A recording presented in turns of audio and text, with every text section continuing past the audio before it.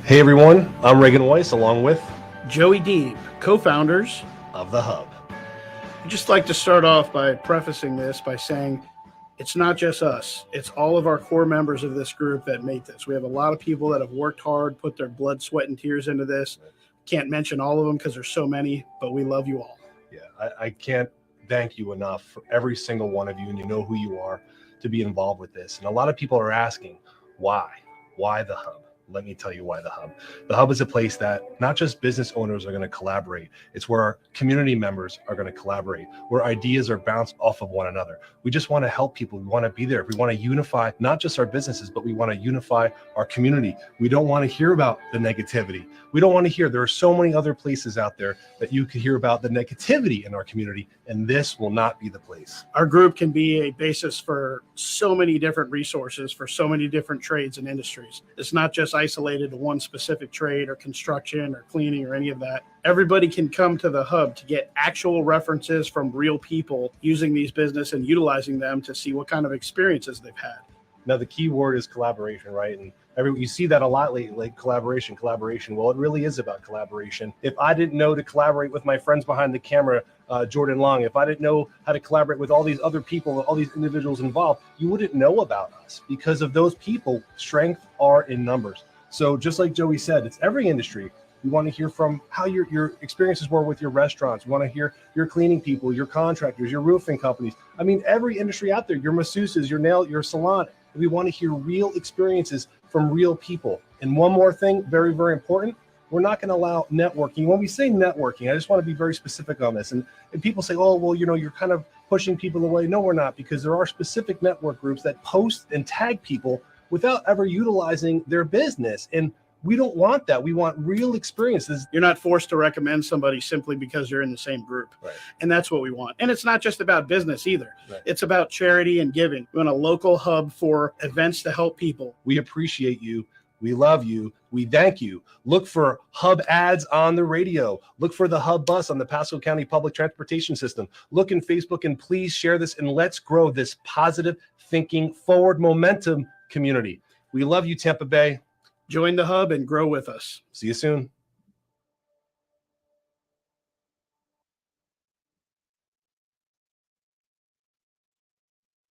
Hey, Stan Arthur here for the I Love St. Pete Facebook group. If you're a business owner looking to connect with tens of thousands of potential new local customers, you owe it to yourself to get enrolled in our Key Tag Rewards program. Since 2019, we've signed up more than 200 local merchants. Sponsor opportunities are available too, such as our group banner ad and even your own custom key tags. Just go to stpetekeytag.com, get enrolled, and get ready to get busy. stpetekeytag.com. BetUS.com. If you guys are betting on the games, whether it's NFL, NCAA, of course, you're not going to do that now. Maybe basketball, not football. But, of course, the NHL, NBA, go to BetUS.com.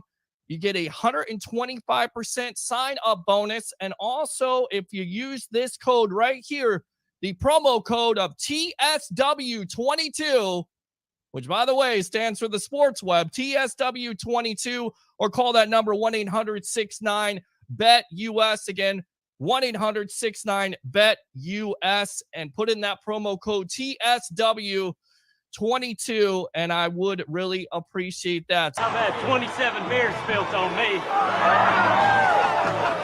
Make that 28. I've only got one place to go before the game. BetUS.com. Sign up at BetUS.com and get the best bonuses in the industry. Say Texas. Merry Christmas. Say, I love football. Say this. Say Tampa. Tampa. Bay. Tampa. Bay. A. Tampa. Tampa. Tampa Bay. Tampa Bay. Say Tampa. Tampa. Bay. Bay. Oh my God, she's so smart and she's so precious. I love her to death.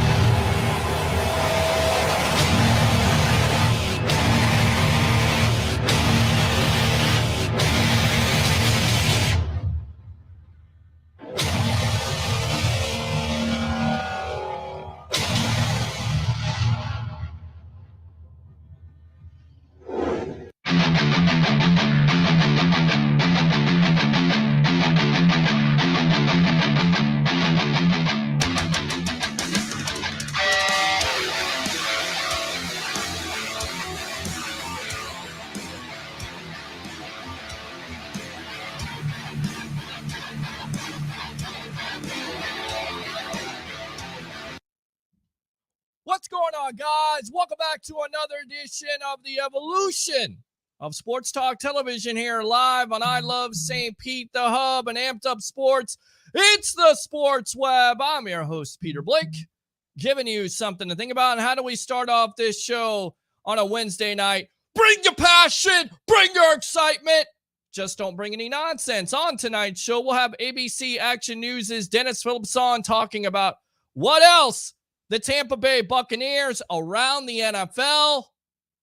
Also mix in some Tampa Bay Rays talk. I know there's some people out there that are actual baseball fans after the Austin Meadows trade to the Tigers, getting back prospects. That's neither here nor there. We'll talk about that. We'll also get the legend on himself, Mr. Leo Haggerty of Amped Up Sports, former Coach Scout and now media member of Night Sports Productions. And again, Amped Up, along with possibly Harry, the Greek professional handicapper extraordinaire, 1252 Chicago Sports.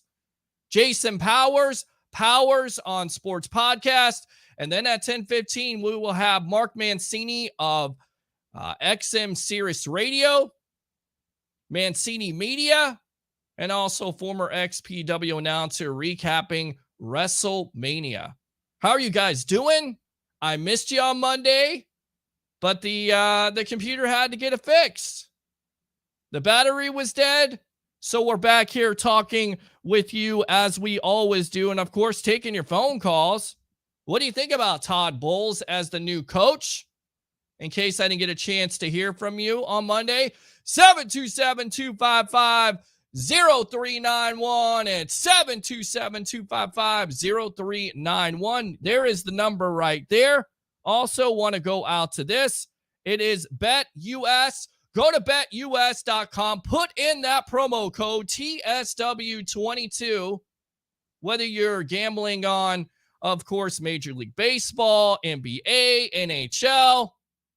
I guess there's draft gambling on that site. Go to betus.com. And once again, type in that promo code TSW22 and get in the game. Bucks were busy today, weren't they? Bucks fans, huh? Are you excited about these signings? They get safety Keanu Neal was announced today, signed by the Tampa Bay Buccaneers. Of course, spent time with the Dallas Cowboys last year, playing safety for 5 seasons, switched positions with the Cowboys, and was largely ineffective. Now he is a Tampa Bay Buccaneer. Of course, joined the Falcons in 2016 as a first-round pick. Had only 72 tackles, a sack, and 14 appearances.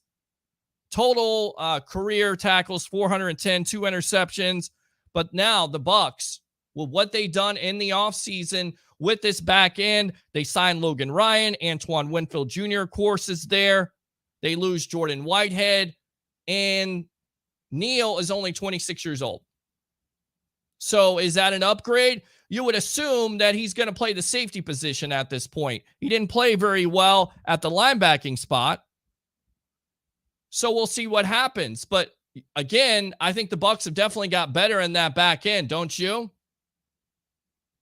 Could they address it still? I still think they could.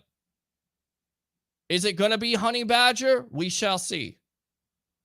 I think that could be coming here eventually. Although there is rumors that he could be joining the New Orleans Saints because he's talked about it, saying it would be a great opportunity to join Dennis Allen and the New Orleans Saints as we await for Dennis Allen, Dennis Phillips of ABC Action News coming on with us. So the Bucs make that signing today. And then, of course, they bring back everybody's favorite backup quarterback. Blaine Gabbert is in the fold. He is signed by the Tampa Bay Buccaneers. Of course, he joined the Bucs in 2020. Has appeared in 10 games in relief of Brady over the last 2 seasons. 10 games? It seems like it's less than that. Maybe. Well, 10 games? Really? And relief of Brady the last 2 seasons. He's 16 of 27 for 210 yards, 2 touchdowns in those outings. Of course, I know there will be a lot of fans grumbling. Why would they do that? Assuming now that BA is in the front office. Well, they're in the clear. Well, because he knows the system. And because of what we heard before, that he was integral to Tom Brady's development and this offense. Their words, not mine. Just saying. So it looks like he's going to be the backup quarterback this year. What do you think, Bucs fans? Would you like to see Kyle Trask get more starts? Of course, you know, you've got Tom Brady at quarterback, but would you like to see him get more snaps? Especially in the preseason, it looks like, once again, Blaine Gabbert is going to be the backup quarterback. And, of course, the Bucs did sign just a couple of days ago Ryan Griffin. Not to be confused with Peter Griffin, right? Oh, my God. Who the hell cares? Again, Gabbert started 48 games before coming to Tampa. The last 3 of them came with the Titans during the 2019 season. Remember what we heard about how important Gabbert was to this organization, how BA was selling him. What do you guys think about the signings today? 727-255-0391. It's 727-255-0391. Oh, yeah, we've got a new national champion in college basketball. Congratulations to the Kansas Jayhawks for winning 72-69 in an instant classic that, unfortunately, I missed. Because, you know, you never go to bed when it's that big of a lead. But you know what? I thought North Carolina has it under control with the 15-point lead. And, of course, here comes Kansas, so congratulations to them. We talked about Major League Baseball and the Tampa Bay Rays. Are you excited about them starting off this season? Winning 100 games, but, of course, being eliminated in the first round by the Boston Red Sox. Give me your thoughts. 727-255-0391. It's 727-255-0391. Also in the news, if you're a Tampa Bay Buccaneer fan, Rob Gronkowski has come out lately on TMZ and once again has been non-committal on if he's going to return or not. He's 50-50. He talked to TMZ Sports on Monday about this and had this to say: I knew if I started catching some passes that my head would have started turning like, oh crap, I got to get back out on the field. And right now, I'm not ready to get back out on that field. I'm not ready to commit to the game of football right now.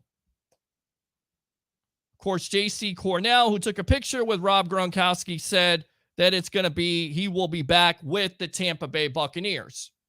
So all the talk of Gronkowski going to the Buffalo Bills, possibly, not going to happen. Actually, you should do this. Absolutely. I tell you what, let's go out to the texting lines here, the webheads. Nee says, fire those cannons, and I shall. There we go. Oh, and look at this, who decided to come in here and didn't think that I was going to give her a shout out. Everybody here on the sports web is a star. Miss Candace, thank you very much. All good stuff here. And of course, you always can get on the phone lines, or you can get on the texting lines here on the Evolution of Sports Talk Television. Once again, brought to you by BetUS on I Love St. Pete, The Hub, and Amped Up Sports. As we await Dennis Phillips, which I don't know what's going on right now. He's usually on here and he's not on here. So maybe there's some severe weather. So we get an opportunity to talk with you about your Tampa Bay Buccaneers, about your Tampa Bay Lightning, which last check, we're losing to the Washington Capitals. Uh-oh.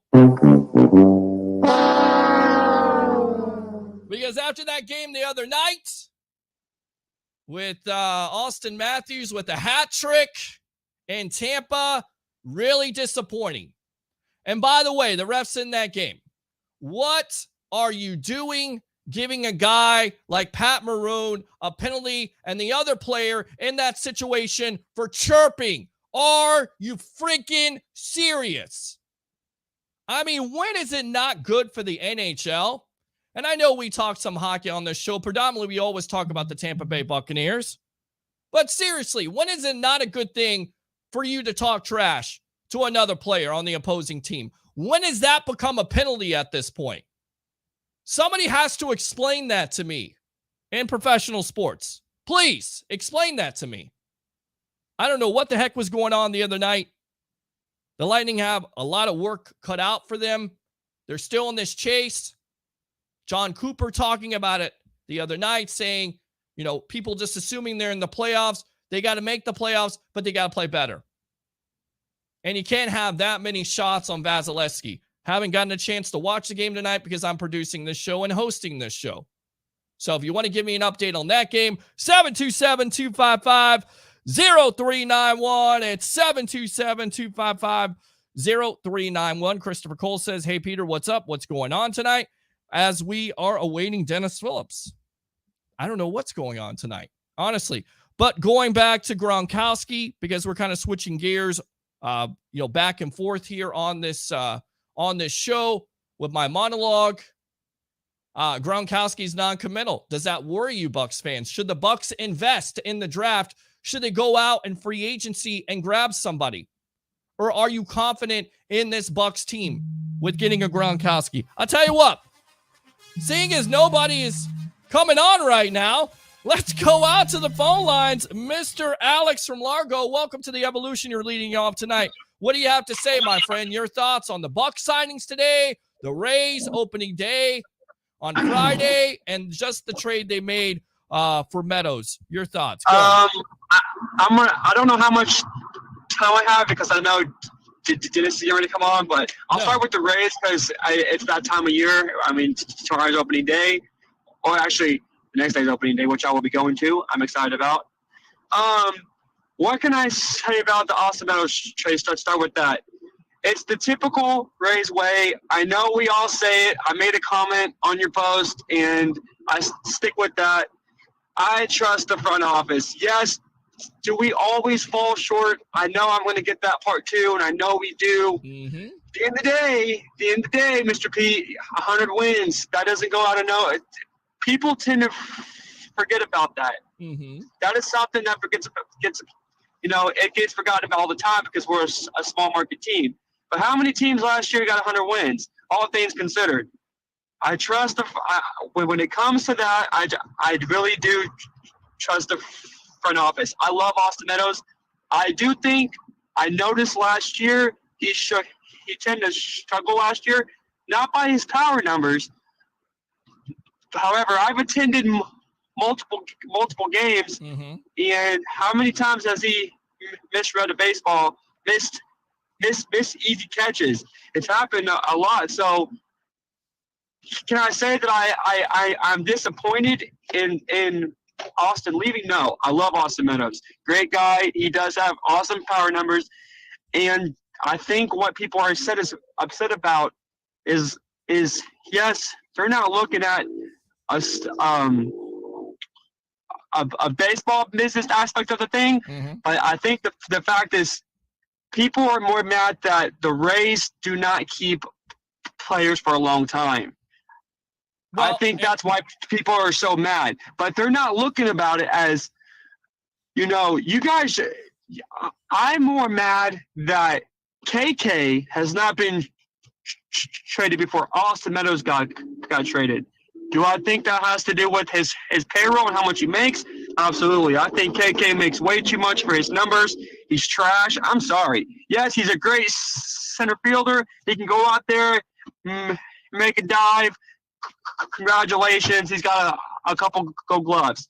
But if you look at his batting average and look at what KK has done in the lineup on an everyday basis, it's shit. It really is shit. Well, easy. It is. Easy How many now. times? Easy with Okay, the I words. apologize. That's all I right. apologize. That's all right. Okay, and don't forget, how many times is he injured per year? He's already been out 2 times this spring, missed multiple games this spring, and he's making more than anybody in the lineup. So that's the part of the trade that I don't understand.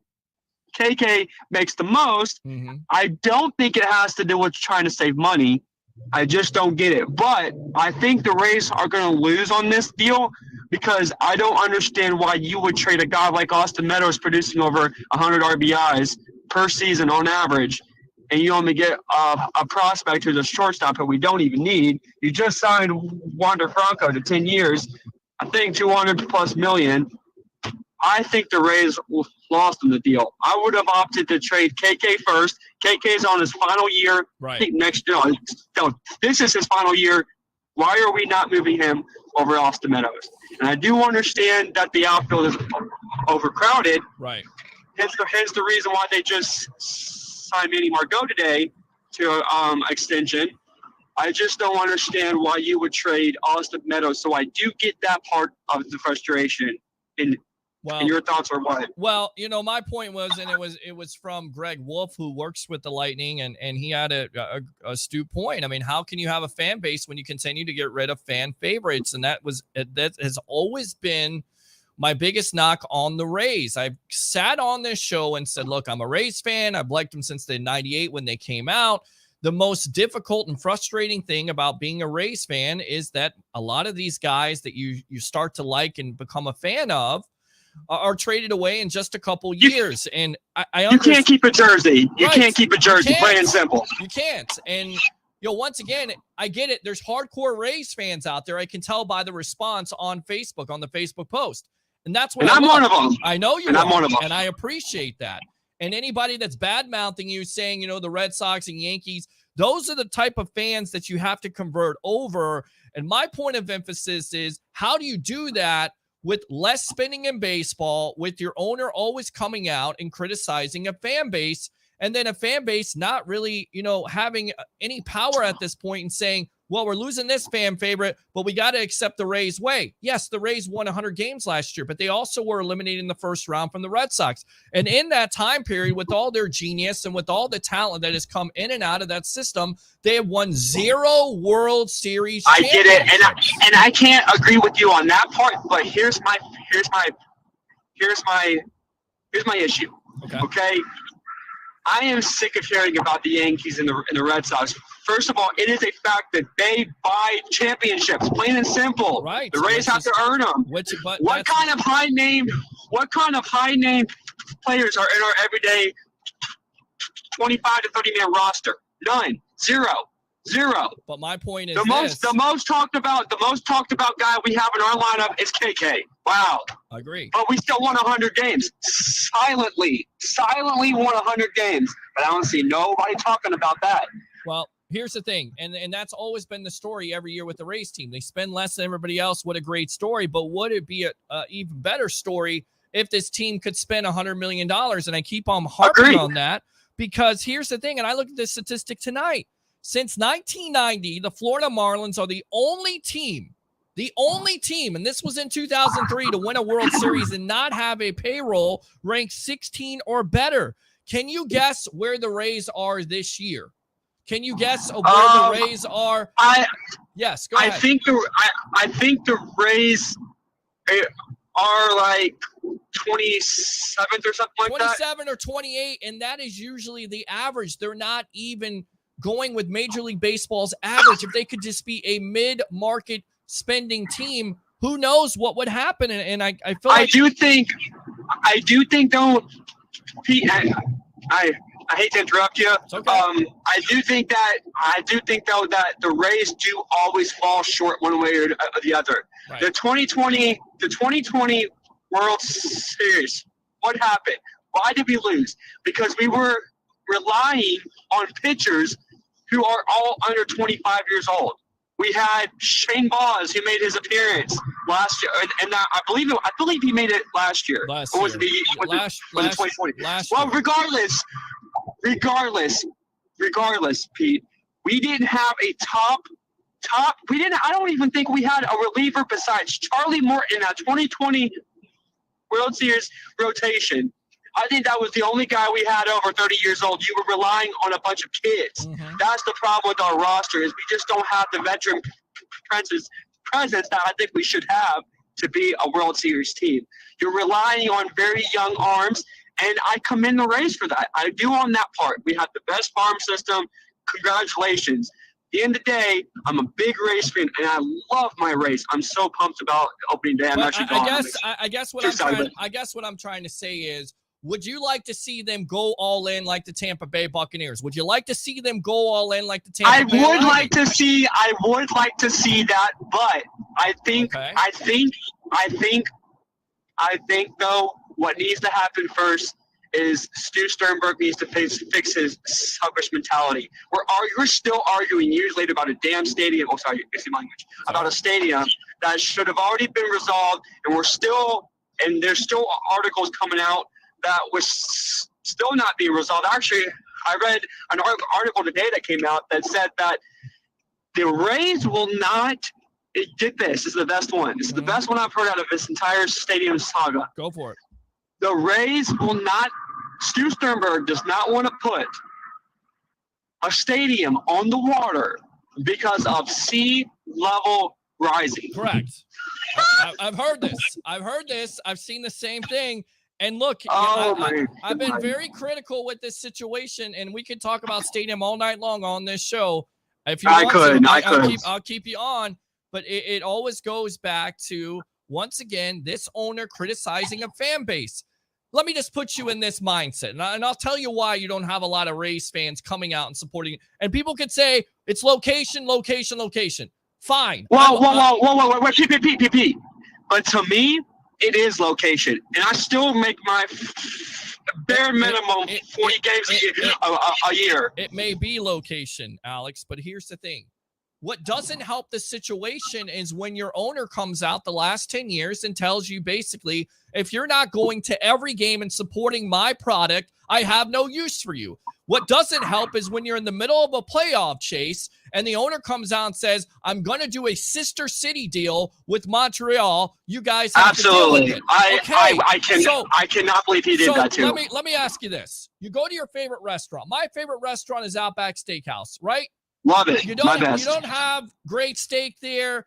You go to, the management. You say, I'm not happy. What did they do? Did they tell you, you know what? You're not happy. I don't care. I'm raising the price of steak. No, of course they don't. That's exactly. They're gonna comp your bill to make you happy. Thank you. And there's no business out there. Instead,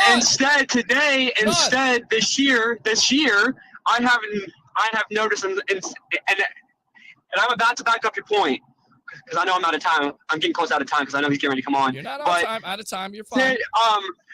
I do know that I have noticed that this year I bought 4 tickets. Me and 4 friends are going to opening day. Mm-hmm. My God, have ticket prices gone up? How much? Tremendously. Tell me, how much are ticket prices right now to go to the game? Dude, last year I bought opening day tickets for $20 a piece, right? Mm-hmm. Now, granted, from the same guy. So I buy my tickets. I'm a season ticket holder. I've been buying the same seats, front row, in left field. You'll see me. I sit right next to the Rays tank. Sit there every time I go to the game. Sure. His tickets have doubled. If I go on RaysBaseball.com, the tickets are doubled from this time last opening day. Correct. So that's definitely an issue. But to defend on one key about location, if you have kids now I don't have this issue, but an average family gets off at 5 o'clock. You're not going to make a 7 o'clock game. Now, if you've noticed, here's to make it worse. MLB has decided to bump our games down to 6:30. Did you hear about that? I did not hear about that. I did not hear about. Look that up. A lot of our games now this year are starting at 6:30 instead of 7:10. 6:40 start time instead of 7:10. Right. You just lost a half hour.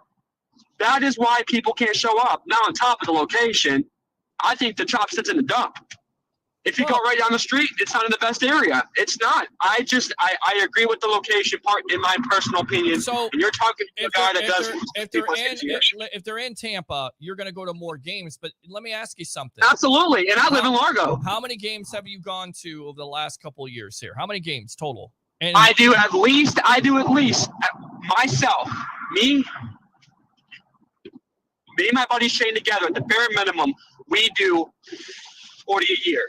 Wow. Absolutely. Okay. I get off work, and we go straight to the game. Okay. We do now I'm a diehard Rays fan. I absolutely love this team. Okay. Now, if you're an average Rays fan, you're probably doing 5 to 10. But here's the problem,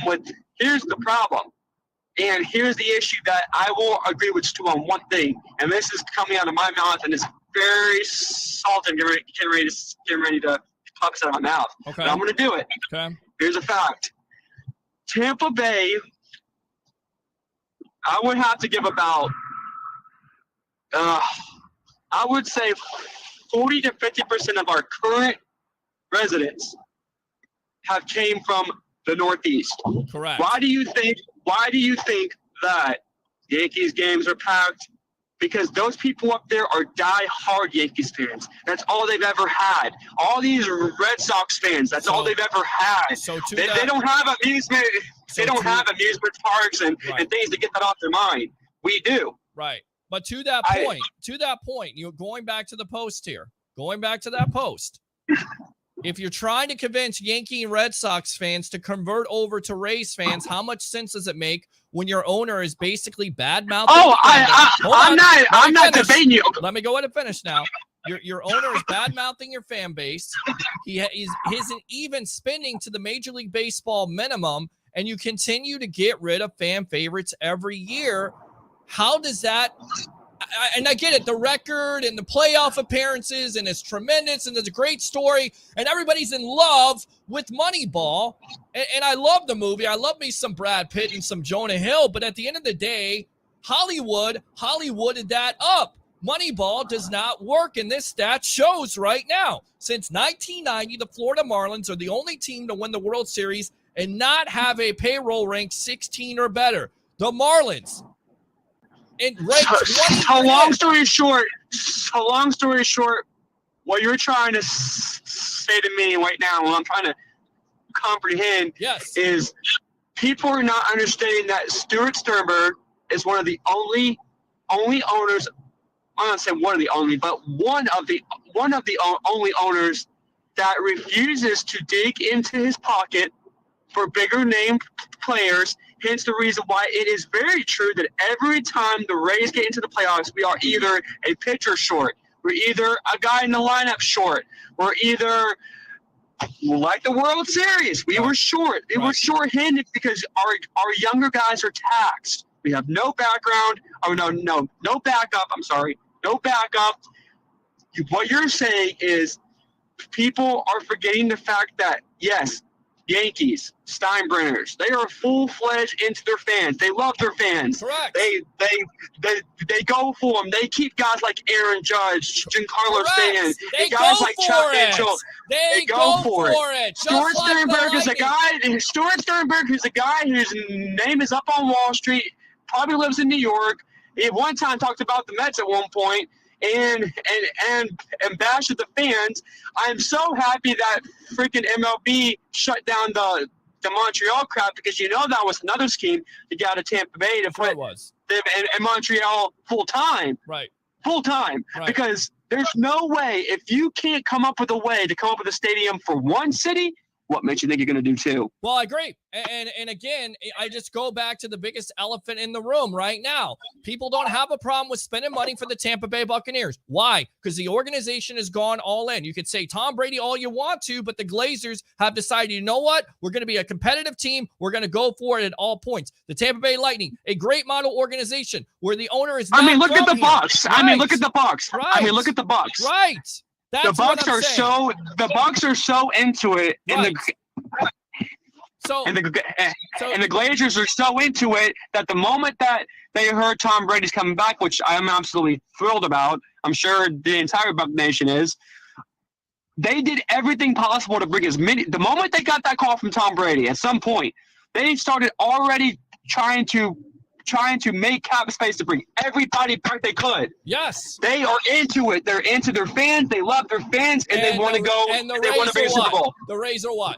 The Rays are just a business to store that is just there. There you go. It's just a business. There you go. Let the truth set you free, Alex. We have come up with the reason why fans don't support the Rays. But so all those Yankee fans and all those Red Sox fans out there that are probably listening right now, and the one that I got into it on your post. I know. Don't forget, you guys have owners that care. Yes, I promise you, there are Rays fans out there. Yes, we get bashed. We get bashed that you guys only show up in the playoffs. No, you're wrong. I show up to 40 games a year. There are Rays fans out there. But in the back of your mind, don't forget that you got an owner who's a you-know-what, that all he does is talk about his fan base. But guess what? We're somewhat his best friends now since MLB shut down Montreal. Now, we'll notice see. that. But you've already hurt players. Yep. We can't keep players. We go year after year.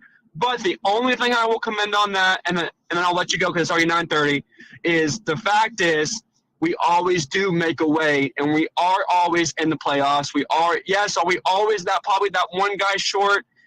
Yes, I will come in the front office. Right. I won't because they don't spend enough money, and I think they don't do enough at like the other teams. Good stuff, my friend. We'll talk about it. I appreciate it, man. I could go on and on. I love the race, man. I know you could. Use that second call if you want to. All right, my friend. Appreciate you. I'll see you, man. All right, good stuff there. Alex starting it off right there. Big time race, man. And that's the passion.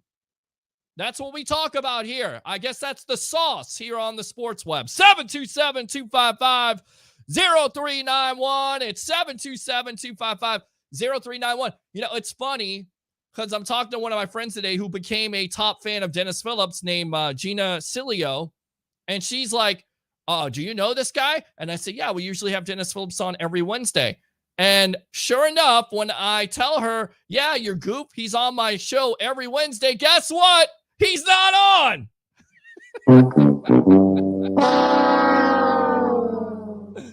Oh, and he just texted me, "Sorry, my boss needed me." So look, that is a busy man right there. That is not only a great meteorologist of ABC Action News, but also a sports broadcaster on the Sports Web. I can now, unless you're having something else going on. Well, I mean, he's going to get on with us. So I tell you what, the room is about to get a little bit crowded here. So let me go ahead and tell him yes. Because guess what?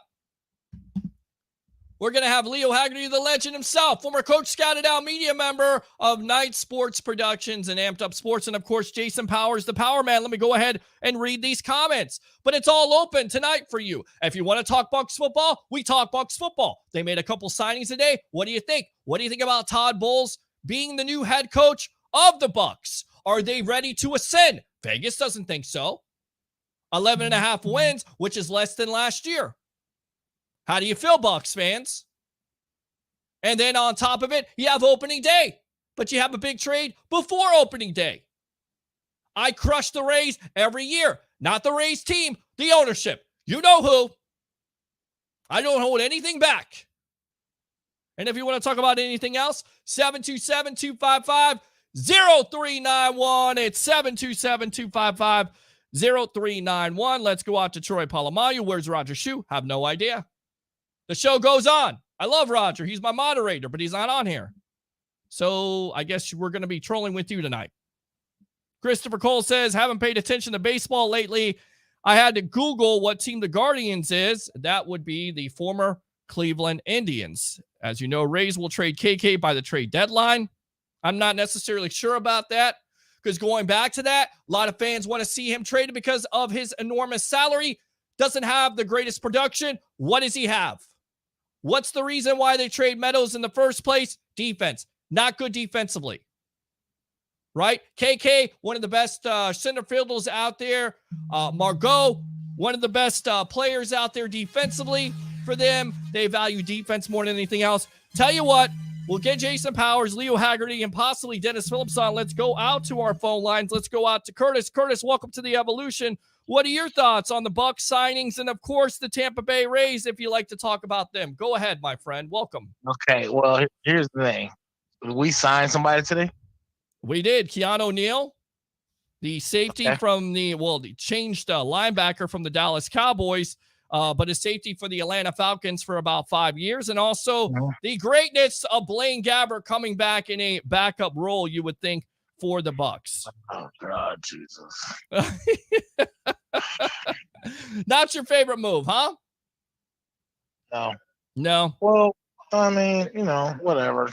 I mean, Blaine Gabbert, he is a backup. So, right. Right. He's a backup, and he could teach Trask, whatever, the ins and outs of the offense. Because I mean, I mean, the Byron Leftwich playbook is basically the Bruce Arians playbook. Mm-hmm. I mean, I think that Brady is going to throw a lot of his input into it this year.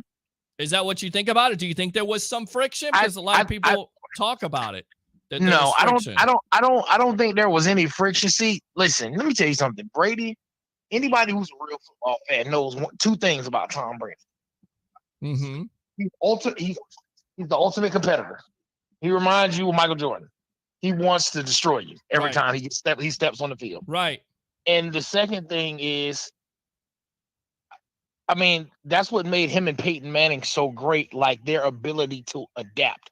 And Tom Brady, all he did is when everybody knows who's a football fan, when he was in New England, he was a dink and dunk quarterback. Sure. He'd go down the field, but it wasn't too often. Okay. Mm-hmm. And people were saying when he left New England, does he still have the arm strength and all this and all that? Well, he showed you he still got the damn arm strength. Sure. But he also loved that dink and dunk that he had in New England, because guess what? When you're dinking and dunking, you ain't getting hit. That's right. That's right. You're getting rid of the ball quick. And look, the Bucs, they had their problems last year with injuries, especially at the wide receiving position. The most critical injury, in my opinion, was not Chris Godwin or Antonio Brown. It was Tristan Wirfs, who to me could be their best offensive lineman. So you feel good about Todd Bowles taking over? Do you believe in Vegas? Vegas says 11.5. That's a little bit low. I hate to say this because you know what? I really don't have anything against the Jets fans. But let's be honest. Todd Bowles, keep it clean. He inherited a decent team when he was at the Jets. Okay. And then that decent team, after the first year, just started to unravel. Okay. And they didn't have any pieces. Mm-hmm. And they had a shit. Oh, excuse me. I didn't mean that. Yep. They had a ton of injuries too. Okay. I mean, listen, you could have the greatest team on paper, but if your team gets hit by the injury bug, yeah, it takes 4 or 5 injuries. You can go 4-13, mm-hmm. and whatever. Right. Like people don't understand. Like what I'm saying. Injuries are part of the game. Right. You don't want your players to get injured, and if 9 times out of 10, if you don't have any really big injuries through the season, you might you expect to have a good season. But sure. I mean, we were healthy our Super Bowl year for the most part. Of course. I mean, you had your fair share of injuries, but not the critical ones like you had last year. I get it. Of course. And now it's like, oh man, this happened, that happened, this happened. I mean, we're these guys are human beings. That's what people still forget. They're going to get injured. Do you think there was friction? Do you think there was friction between Tom Brady and BA? If there was, it's not as big as people are making it. Okay. I mean, dude, I tell you what, you look at Tom Brady, you Yep. look at Bruce Arians, these guys are, I'm not trying to be all, whatever. When Keep I it say clean now. But those guys are both alpha males in a room. Okay. And, I mean, Bruce Arians has been around football for 50 years. I'm not even 50 years. Tom Brady's not even 50 years old. I got you know what I'm saying? I got you. Like, and Tom Brady, I mean, he's going down as the greatest quarterback of all. He's one of the greatest NFL players of all time, not just quarterback. Right. So, I mean, they both got egos, both of them. So, but here's the thing. Do you have to have a great head coach to win a Super Bowl? Not necessarily. Not if you got great players. Well, I tell you right now, we're about to find out. Curtis, I hate to cut you short. Go ahead. But call me back. I got Dennis Phillips coming on. I got Leo Haggerty coming on. And I got Jason Powers coming on. So if you want to call back after that, love to talk to you about it, my friend. All right? You know I'm calling back. All right, man. I appreciate you. Let me give you the woo right there. I don't want to be rude to our callers, but I definitely don't want to be rude to our guests. Does that make sense? All right. Let's go out to the man himself. Let's go out to ABC Action News' Mr. Dennis Phillips. Let's get his intro on.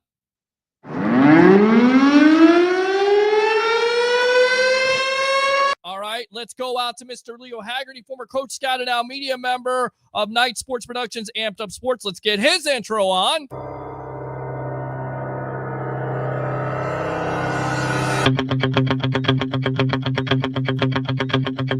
All right, and let's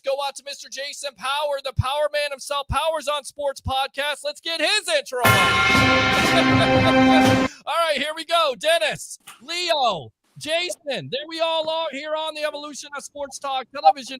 Guys, sorry we're running a little bit late tonight. We've been talking Rays. We've been talking Bucks. Of course, I've got to start off here with the man himself, Mr. Dennis Phillips. Your thoughts on Todd Bowles being the coach after the press conference, Tom Brady sitting there. You still buying this friction? Welcome to the Evolution. You know, I feel like I'm beating a dead horse here. I mean, a lot of people, you know, Sterling Sharp came out and said 99% sure that Tom Brady was the reason that BA decided to leave or resign, you know, and there's other people who say, no way, nothing to do with it. At this point, to me, it's done. It's over. I say, let's move ahead. Baseball season starts tomorrow. So, you know, I'm sitting here in baseball mode and waiting for the Bucks to get into there. Now the drama is over, right? The drama is over unless Julian Edelman decides to show up. And you know, he was in town last week. And of course, that got people talking after his April Fool's joke. But now it's just a matter of them getting ready to play football. I mean, the drama is over. We'll see how the draft goes, I guess. All right, we'll talk some baseball here in just a little bit. Leo, you were at that press conference. You said, you know, what were your thoughts about it? Did it seem like a little bit weird to you? I get it. Dennis wants to move on. We're going to talk about it, though. Todd Bowles, your first impressions of him. Well, it's definitely time to move on. I got to agree with Dennis on that. But did it actually come out of Tom Brady's mouth? The only way I'm coming back is if Bruce Arians is gone. I don't think so. But I got a feeling there was some back channel talk because I don't think Brady wanted to be here this year. I think he wanted to go to Miami. I think he wanted to go to San Francisco. And the Bucs said, sure, but it's going to cost you 3 first-rounders. We're not going to give you away. Well, then Brady figured out, okay, if I want to play, I got to play here in Tampa Bay. So now it became a quid pro quo. And I think Brady, if he was going to get a change of head coaches, he wanted Todd Bowles. You know why? Bowles won't even step foot in the offensive room. It'll be Tom Brady. It'll be Byron Leftwich. They'll be running the offense. So, yeah, this was very beneficial to Tom Brady. It was also beneficial to the Bucs. And you know what, Peter, let's be honest. It was beneficial to Bruce Arians. 70 years old. He wears a heart monitor on the sideline. I think and I asked him point blank, is this 100% you or was your family? No, Christine and they got involved. And I think it was the right time to move on because if they'd have done this, let's say right after the last loss to the Rams, now you got to interview, now you got to do this. Now there's no problem. It's a direct succession. So what was there a palace coup? Yeah, but I don't think it was as bad as people think. But the Bucs are okay. All right, Jason Powers, your thoughts on Bowles, of course, being the next head coach of the Tampa Bay Buccaneers and friction. Like Leo, I don't think the friction was nearly as much as people are making it out to be. Sure, were there probably some differences of opinions on game plans? Did Bruce probably alter some game plans, throw out a play here and there during the year? I'm sure he did, just like every head coach does throughout the course of the year, but you don't ever hear about it because it's involving Tom Brady. So, yeah, I agree. There was probably a little bit of that, but I think Tom Brady's desire to play was more than his desire to get Bruce Arians out of the building. Sure, did it work out in a nice way? It's a perfect succession for Bruce Arians because, one, I truly believe he wanted Todd Bowles to succeed him and get an opportunity to coach because I think had he made – here's the other part of this whole equation. Had he made Byron Leftwich the head coach or had they agreed on Byron Leftwich the head coach, then Tom Brady doesn't have a relationship with the offensive coordinator like he would. He's going to be able to maintain with Byron. There'd be a new OC in place. A new relationship would have to be formed. I don't think Tom and anybody wanted that, where you keep Todd Bowles as the head coach. Like Leo said, he stays with the defense. Byron and Tom Brady basically run the offense. I think it's a perfect marriage. All right, let's go back out to Vegas here. Vegas has a projection of the Tampa Bay Buccaneers, Dennis, 11.5 wins. Of course, this schedule includes Green Bay, Kansas City, Dallas, Arizona, Los Angeles, Cincinnati, San Francisco, and you're not even including New Orleans, Cleveland, or Pittsburgh, who, of course, are always in contention, if you will, and in the postseason. So with all that being said, high or low, over or under, because we usually have our buddy here, Harry the Greek, professional handicapper extraordinaire, Dennis. What do you think about the win total? Does Vegas have it right? 11.5, tough schedule. How do you see this? Vegas usually has it right. I'm sitting here looking at the Rays over under 89.5 for this upcoming year, which seems a little low to me. But Vegas usually they're on the money. I think 11.5 is a really good number. With that schedule, like you said, I'm thinking 11 wins. So, I mean, I would go, first of all, I would stay away from it, because if you're betting on a half a point spread, what's the point of betting on it? Right. But I think 11.5, 12 or 11 is a really good number with that schedule that you just brought up. All right, let's go out to Leo Haggerty here. You're a betting man here. Of course, this segment brought to you by BetUS, BetUS.com. Leo, 11.5, over or under? Go. Under. But right as Dennis says, I think they're going to be 11-6. 10-7 at worst. And guess what, Peter? There's only going to be one team in the NFC that's going to have a better record. Hate to say it, but it's going to be in Green Bay, because they get to play Minnesota twice. They get to play Detroit twice. Get to play Chicago twice. That's 6 wins. And I'll tell you right now, I'm calling nonsense on that, because anytime you lose your number one weapon in Devontae Adams. And wait a minute, Peter. They didn't lose their number one weapon. He's still under center. Well, look. They lost the receivers. They'll find people. Trust me. As long as you got 12 under center, you're going to win 10 games in the NFC North. To that point, guys, Minnesota has improved in that division defensively. The Lions play hard. Chicago, I don't know what the heck they're doing. Who knows at this point? Jason Powers, 11.5, over or under? It's right, it's right on the money. Because remember, the people in Vegas, their goal is to try to get equal money on both sides. So I think you can't make it 12.5, because the sharps will play the under, because that means you got to win 13 games to win the bet, and that's a huge number in the NFL. It's a perfect number from a Vegas perspective. Again, could they win 11? Could they win 13? Absolutely. They have a tough out-of-conference schedule. They got a pretty doable division schedule, obviously, with Atlanta and Carolina and rebuild in New Orleans. We don't know what they're going to be looking like, but it's a tough out-of-conference schedule. It's going to be right there. The Bucs could easily be 13-4, and like Leo said, they could be 10-7, so 11.5 is right on the money. All right, good stuff there. We got Jason Powers on Sports Podcast, Leo Haggerty, the legend himself of Amped Up Sports, and, of course, Dennis Phillips of ABC Action News, meteorologist, but on this show, a sports broadcasting extraordinaire of the evolution. Real quick here, Dennis, you got to do me a favor. I've got this big-time fan of yours. Her name is Gina Cilio. Now, she just became a top fan of yours, but she did not know that you're actually on Wednesday nights at 9 o'clock here on The Evolution. Go ahead and introduce yourself, Dennis Phillips, to Gina Cilio here. Gina, I appreciate your loyalty. Yeah, this is kind of like my hidden love. I mean, I had to decide at an earlier age, should I want to try to go play baseball and be a sports guy down the road, or did I want to stick to weather? And I think I made the right choice. I could let my career kind of go the right way with weather and studying and whatnot. So I ended up weather. I've been here 30 years, but you are a top fan now. That is awesome. Thank you very much. I appreciate it. And yeah, stop by on Wednesday nights. Sometimes we go outside of Wednesday when things are getting really hectic out there, but it's a fun time with Pete and with Harry the Greek, of course, with his extraordinarily extraordinarily awesome handicapping picks.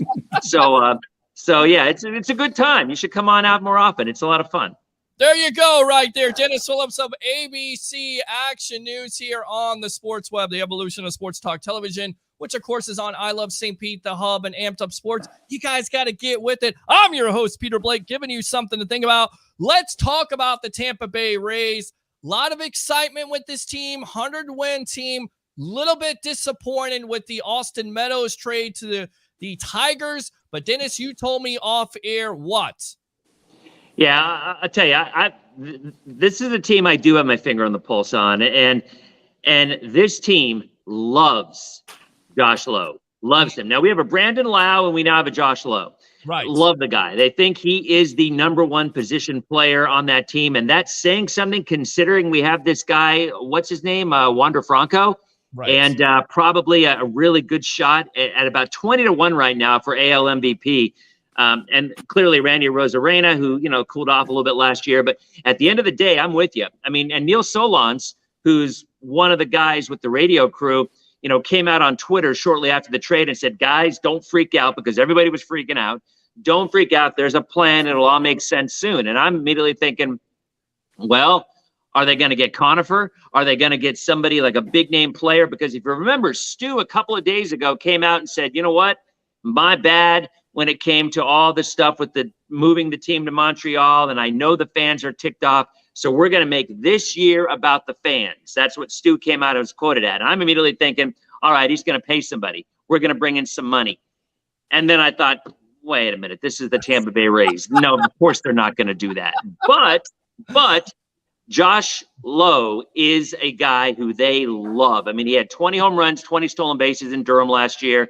The guy can rake, and he is a better defensive outfielder than Austin Meadows was. And I think that was the one thing that made them think we got to give the guy a chance. I mean, Meadows was a bargain at $4 million. The Tigers are getting a steal, and the Rays got somebody who they're kind of big on him, but you don't really think that was the move. The move wasn't to get the Tigers infielder. I can't remember how to pronounce his name. The move was to get Josh Lowe in the lineup, and it came at the expense, obviously, of Meadows, because they just signed Margot to a new 2-year contract just yesterday. So this is the Rays being the Rays. And what I said to Neil is the bottom line, you know what? How do you question this team? Because year in and year out, they make these moves that you think are just going to blow up in their face. And the 99% of the time they don't. Now, there's been some players that have not gone as well as others, but usually this team thrives when they make moves like this. And Dennis, I question this team. I question the ownership more than the team itself. I wish they would spend more. In fact, I found this statistic tonight. You won't believe this, or maybe you will, guys. Since 1990, the Florida Marlins are the only team to win the World Series and not have a payroll ranked 16 or better. The Marlins were ranked 25th at the time, of course, in 2003. So you said 89. Dennis, over under on that. How many wins? I mean, 100 wins last year. Could they take a step back because the division is tougher now with Toronto, of course, the Yankees and the Red Sox, Baltimore going through the motions as always. So how many wins in your opinion? Yeah, I mean, Toronto can hit. That team has got a scary lineup. I think George Springer could be a really interesting under-the-radar guy for most runs scored, because when you have guys like Bo Bichette and Vlad and the guys behind him, he's going to be on base a lot. And even though I'm not a fan of Springer because he used to play for the Astros, and any pro Astros guy I'm just not with, but I do think Toronto, you're right, is a much better team. Clearly the Rays' weakness, or not necessarily their weakness, but the big question mark is their pitching staff. Not their bullpen. Their bullpen will be great, as it always is. But you have got 4 or 5 guys in that rotation that a lot of folks have never heard of. Now, that doesn't mean they're not any good, but I think if there were any question marks, that it's going to be their starting pitching. But then again, if their starting pitching goes 4 or 5 innings and then the bullpen gets into play, bottom line, to answer your question, how do you not go over on the Rays? I mean, it almost makes me look like it's a trick. It almost makes me look like it's a Vegas trap. Vegas, when they give you something too good to be true, 99% of the time it is, and Vegas is on the right side. So that 89.5 scares me, but at the end of the day, I just think they've got such depth in position players. They play great defense. Kevin Cash is a great manager.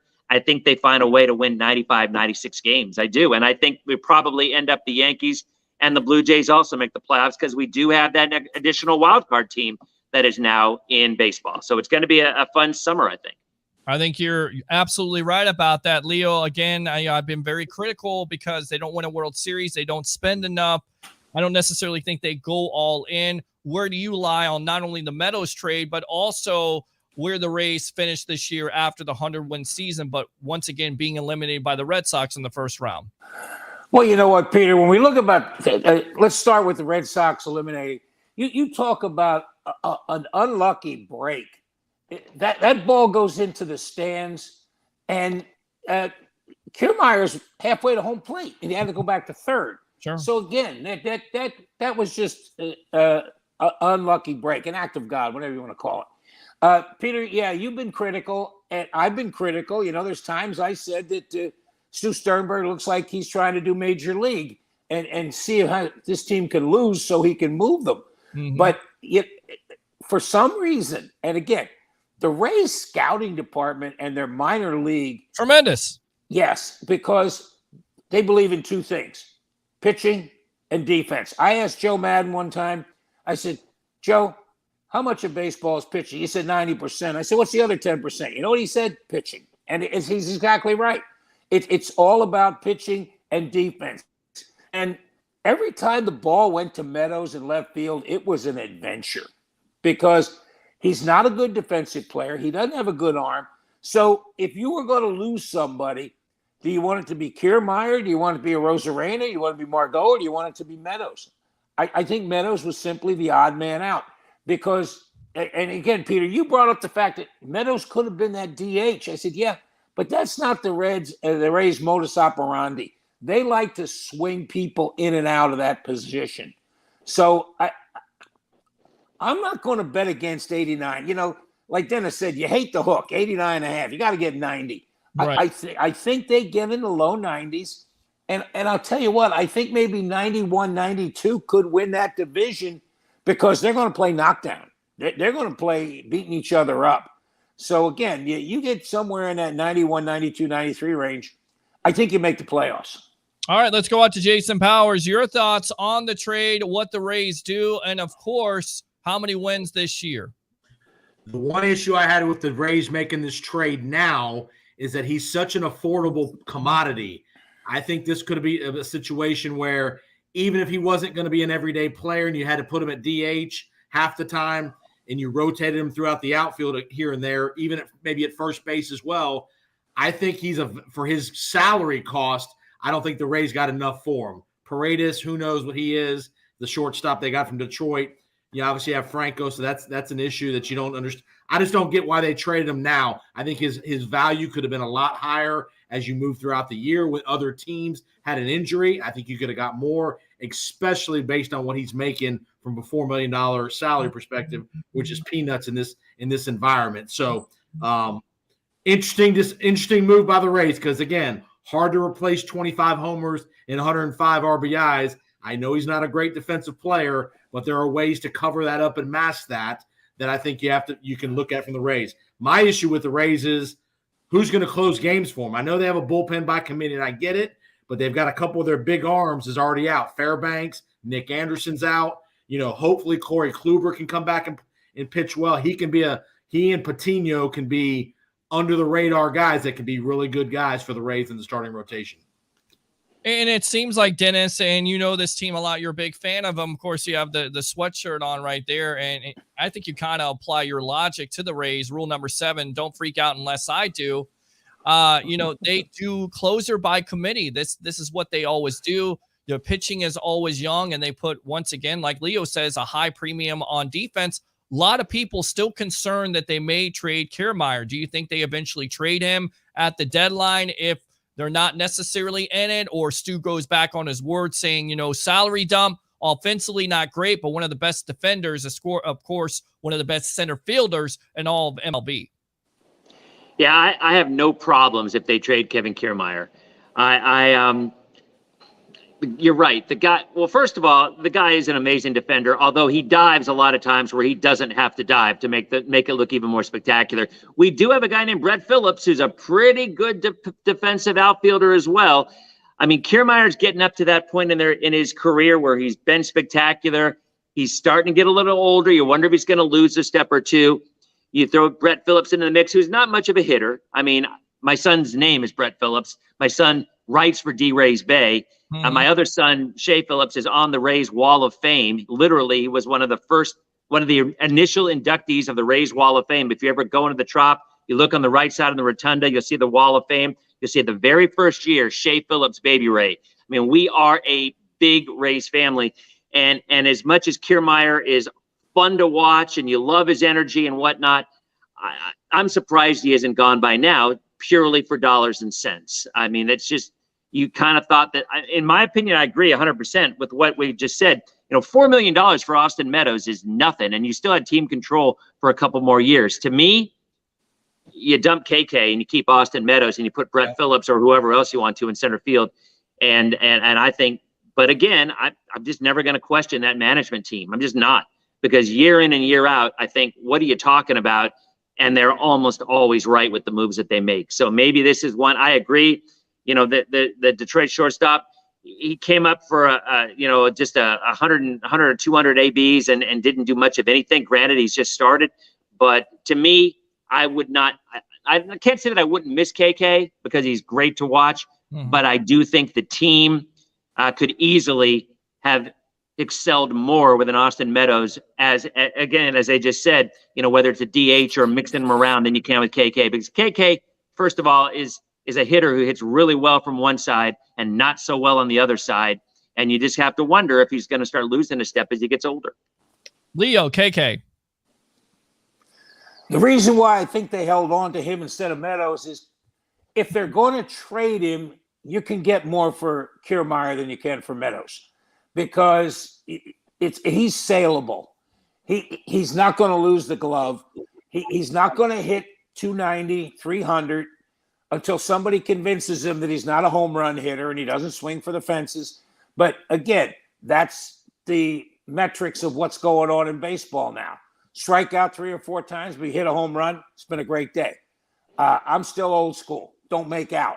If Kiermaier ever just choked up on the bat, put the ball in play, his speed, he would hit 250 to 275, 280. But it's just not the way the metrics are now. I think that if you're the Rays, you sit tight, see what happens. And again, if you're in it, come July, which they should be, and you can get something in return. You can get a live arm and you can get a bat. You should be able to get 2 players for Kiermaier. And again, Dennis brought up a great point. They got guys that can defend out there. And Kiermaier, he's probably the best trade bait that you have, and I think they're going to sit on it till the right time occurs. Jason, you agree?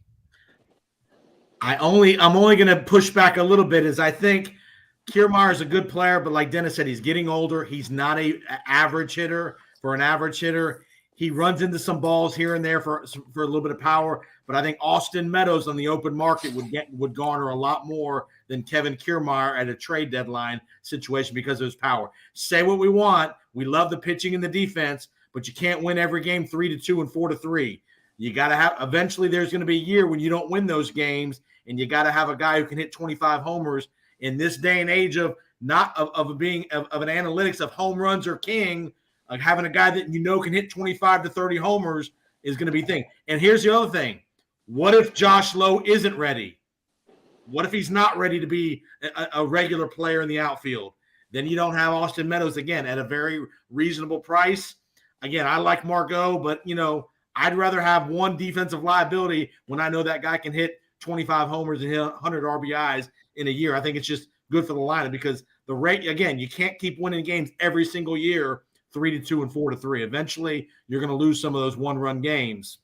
Yeah, and that's my biggest problem with the trade, too, because you potentially trade a 25 to 30 home run guy, Dennis. He has over 100 RBIs last year. And on top of it, according to Dave Wills of Rays Radio, 19 game-winning RBIs. So with all that being said here, Dennis, and everybody else on this panel, do you think the Rays will get to that mindset where the Bucks are and the Lightning are, where it's win at all cost every year, or is it going to continue to be we're going to cost cut until we get a new stadium in Tampa? Dennis.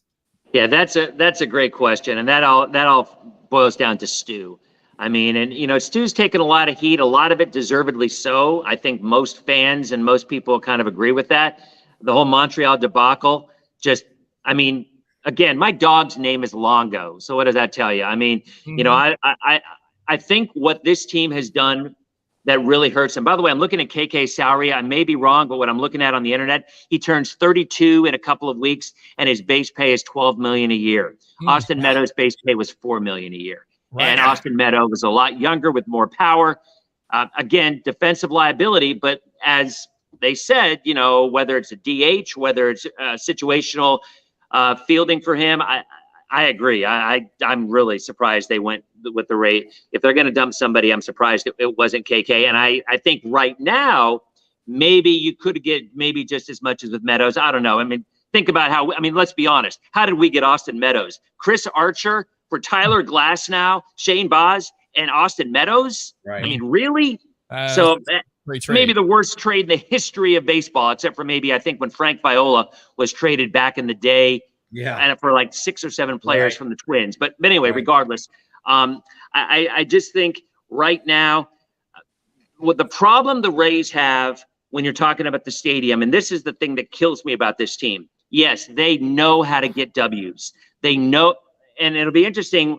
And I don't know what the final word was on the shift, because part of the new CBA was that they were going to outlaw the shift. I don't know if you guys saw that. I don't think that's happened. I don't think they've outlawed it. And why should it happen? I mean, honestly. Well, it didn't happen in spring training because I went to a ton of games and I saw that people were doing the shift as they always do. Yeah. But I mean, that was something that caught my attention. But I mean, the Rays know how to use analytics. They know how to get wins out of a place that you normally wouldn't think they would find them. But here's what I think really kills the Rays in terms of the perception in this market. I think, and this is just my opinion, but I think a lot of people love the names on the back of those jerseys. And I think when you're developing a generation of fans, you've got to have some guys that those fans look at, fall in love with, and want to keep on their team forever. And Evan Longoria was one of those players. Now, yes, when they traded him to San Francisco, did exactly what they thought he would do. He was getting older, he'd start to get hurt, his numbers would tail off, and they did. But I still think the problem is that you run into a situation where you've got these fans who love a certain player, and Stu never keeps him around because he's either a pitcher and he gets rid of him and gets other prospects for him, which they've got to do to get the wins. So what's more important, building a fan base with a love for a certain player or two, or getting the wins and losses with just a bunch of names that nobody knows? I don't know the answer.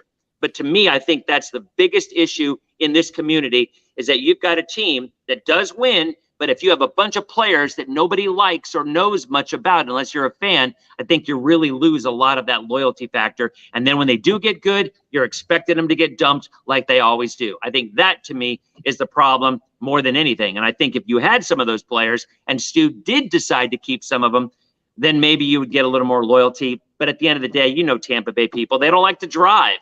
I mean, that's the key. They don't like to drive. And it's just Tampa for whatever reason. You look at the big cities, and it drives me crazy when the national media comes out and says the Rays do not support their team. That's a bunch of bull. The Rays do support their team. There's a big fan base. The TV ratings are always top 10, top 11. The radio ratings are too. The difference is the fans here are staying at home because they don't want to drive to the Trop to go to those games. If you put a stadium in Tampa, my gut is there would be a better turnout. When Rick Scott killed that bullet train idea earlier on when he first was governor, if there was a bullet train from Orlando to Tampa and there was a stadium on that route, they would sell out every single night.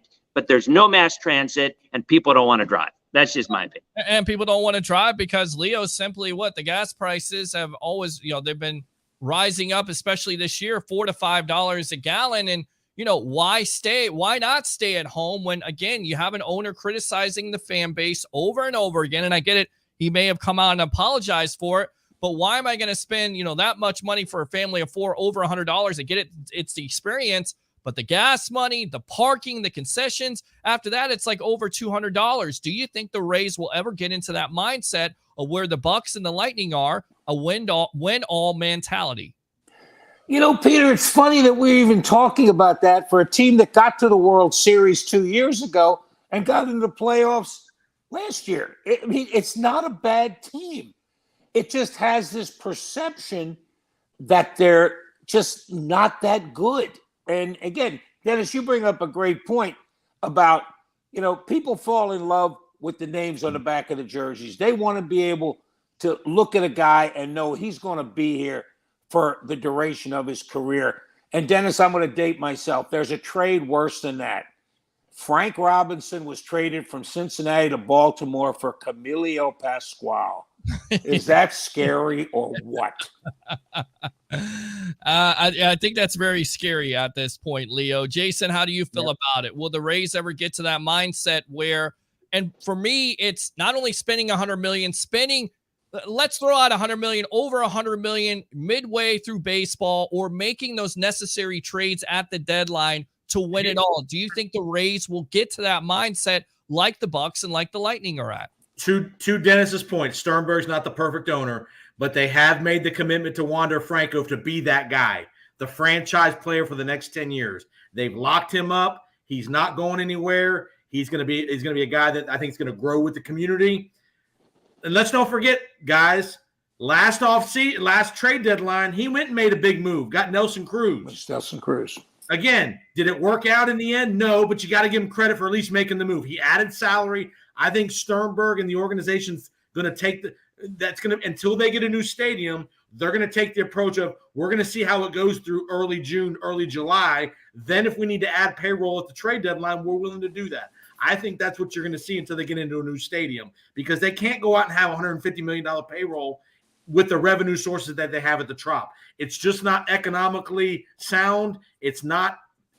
And again, the Bucks and the Lightning are way different economically than what the Rays are dealing with revenue sharing and all that stuff that goes on in the NFL. The NFL owner has no excuse for not spending money, whereas some of these baseball markets do have excuses for not spending a lot of money because they don't all share the same money, the dollars, like the NFL owners do. And that's a big factor that some people just, I hate to say, they don't want to accept that, but that's the truth. Well, to that point, though, I mean, here's a Rays team that, of course, gets revenue sharing from the New York Yankees, from the Red Sox. On top of it, TV contract money. And also, I heard a lot. Not a lot. Not what the Yankees and Red Sox get. Nowhere close. Maybe not. Yeah, but we don't really know. I mean, that's the other thing. The books, and I got to throw one other thing in there, too. You know, you're right about Wander Franco. They made the commitment, but I seem to remember they made that commitment to Evan Longoria, and they traded him. So, and again, that one broke my heart, even though I understood the 2%, the way the Rays have to do it. I get it, but it broke my heart. I had season tickets from day one until they traded Longo, and I let him go at that point. Right. And I'm the epitome. I know baseball, it's my sport, but I'm still that guy who fell in love with certain players. And even though I know they need to do that to get the wins, I think you've got to have some stability to develop that fan base from the first year. Because I don't know about you guys, but after 2008, I thought that was the turning point for this team. I thought after 2008, the fans would show up, the stadium would be full, and from that point, we would become a baseball town. And it just never happened. And I'm shocked. I thought that was the year that would do it for us. And part of the reason, Peter, let me add this. Part of the reason why that we're not having the same kind of guys in the mix for year after year after year is because analytics. Analytics dictates when a guy gets to a certain age, we move on to the next guy that's 5 years younger. Or when a guy's on-base percentage gets to a certain level, we move on. So that makes it harder to have a guy who's going to be in the organization for 8 or 9 years, because invariably his production is going to fall as he gets older typically. And so the metrics say, let's find a younger, cheaper guy. And that's part of analytics that the front office has adopted and been successful with. In your opinion, guys, Dennis, do you think the Rays consult too much on analytics? I talked to Fred McGriff about this when he was on the Sports Web. My buddy there, Jason Powers, got him on. We did this before a Bucks pregame show, and he says that, some teams, really form, too much off of this analytics. Do you think the Rays are too much into this analytics? Baseball teams in general, too many analytics. They win. They have a non-existent salary, and they still find a way to be one of the best teams in baseball. They don't overdo it. They do what they need to get the wins and to get the wins over the losses. But again, that's my point. I feel so strongly about this. I sometimes think, you think the Yankees are going to trade Aaron Judge? Do you think that these players who fans just grow up and love and idolize, the Derek Jeters, and I do not like the Yankees. I grew up an Orioles fan. So, but at the end of the day, I just feel like you have two separate arguments here. And I don't know which one's right. Right. The Rays clearly, I agree 100%. They're all about sabermetrics. They're all about analytics. And they know how to get wins from players that you do not who hasn't seen Moneyball? That's the mindset. And it works sometimes. But I'm arguing something different. I'm arguing about why I think this team has not caught on with this area. And I still believe it's because fans, the average fan who isn't a numbers guy, who doesn't care as much about that as they just want to go and root. They want that jersey to walk around town and say, I'm a Rays fan because I'm wearing a Franco jersey. And they want to love the individual players. And that's something the Rays just do not have. And I would say if they're gonna, the same thing will happen. Maybe I'm jaded, but I think the same thing's going to happen with Wander Franco. Unless Stu sells this team, or unless they decide, or unless they get a new stadium, there's more revenue, then maybe they find a way to get some new players. But you're 100% right. Nelson Cruz was a great get last year. The guy was hitting until the playoffs came around. But at the end of the day, I just think you want to have somebody that you love. And the Rays do not have that. I mean, when Ji-Man Choi is one of the fan favorites, right. I mean, the guy's a solid ball player and he's got some personality, but that's not the kind of thing that brings fans to the stadium, in my opinion. And I agree with you on that. I think it is Franco. I think once he gets to a certain value, like Jason says, they say, you know what, this guy's getting up there in age. He may be declining, so we're going to trade him for prospects. Final question, guys, and we'll get you out of here tonight. I guess this is called a baseball roundtable. We got Dennis Phillips of ABC Action News, Jason Powers on Sports Podcast, and Leo Haggerty, the legend himself of Amped Up Sports. Can the Rays win a World Series either this year or the next couple years with the owner being Stu Sternberg, or do they have to have an owner eventually like a Jeff Vinnick to get them a World Series? Will it ever happen with Stu? Dennis, go. It almost happened a couple years ago.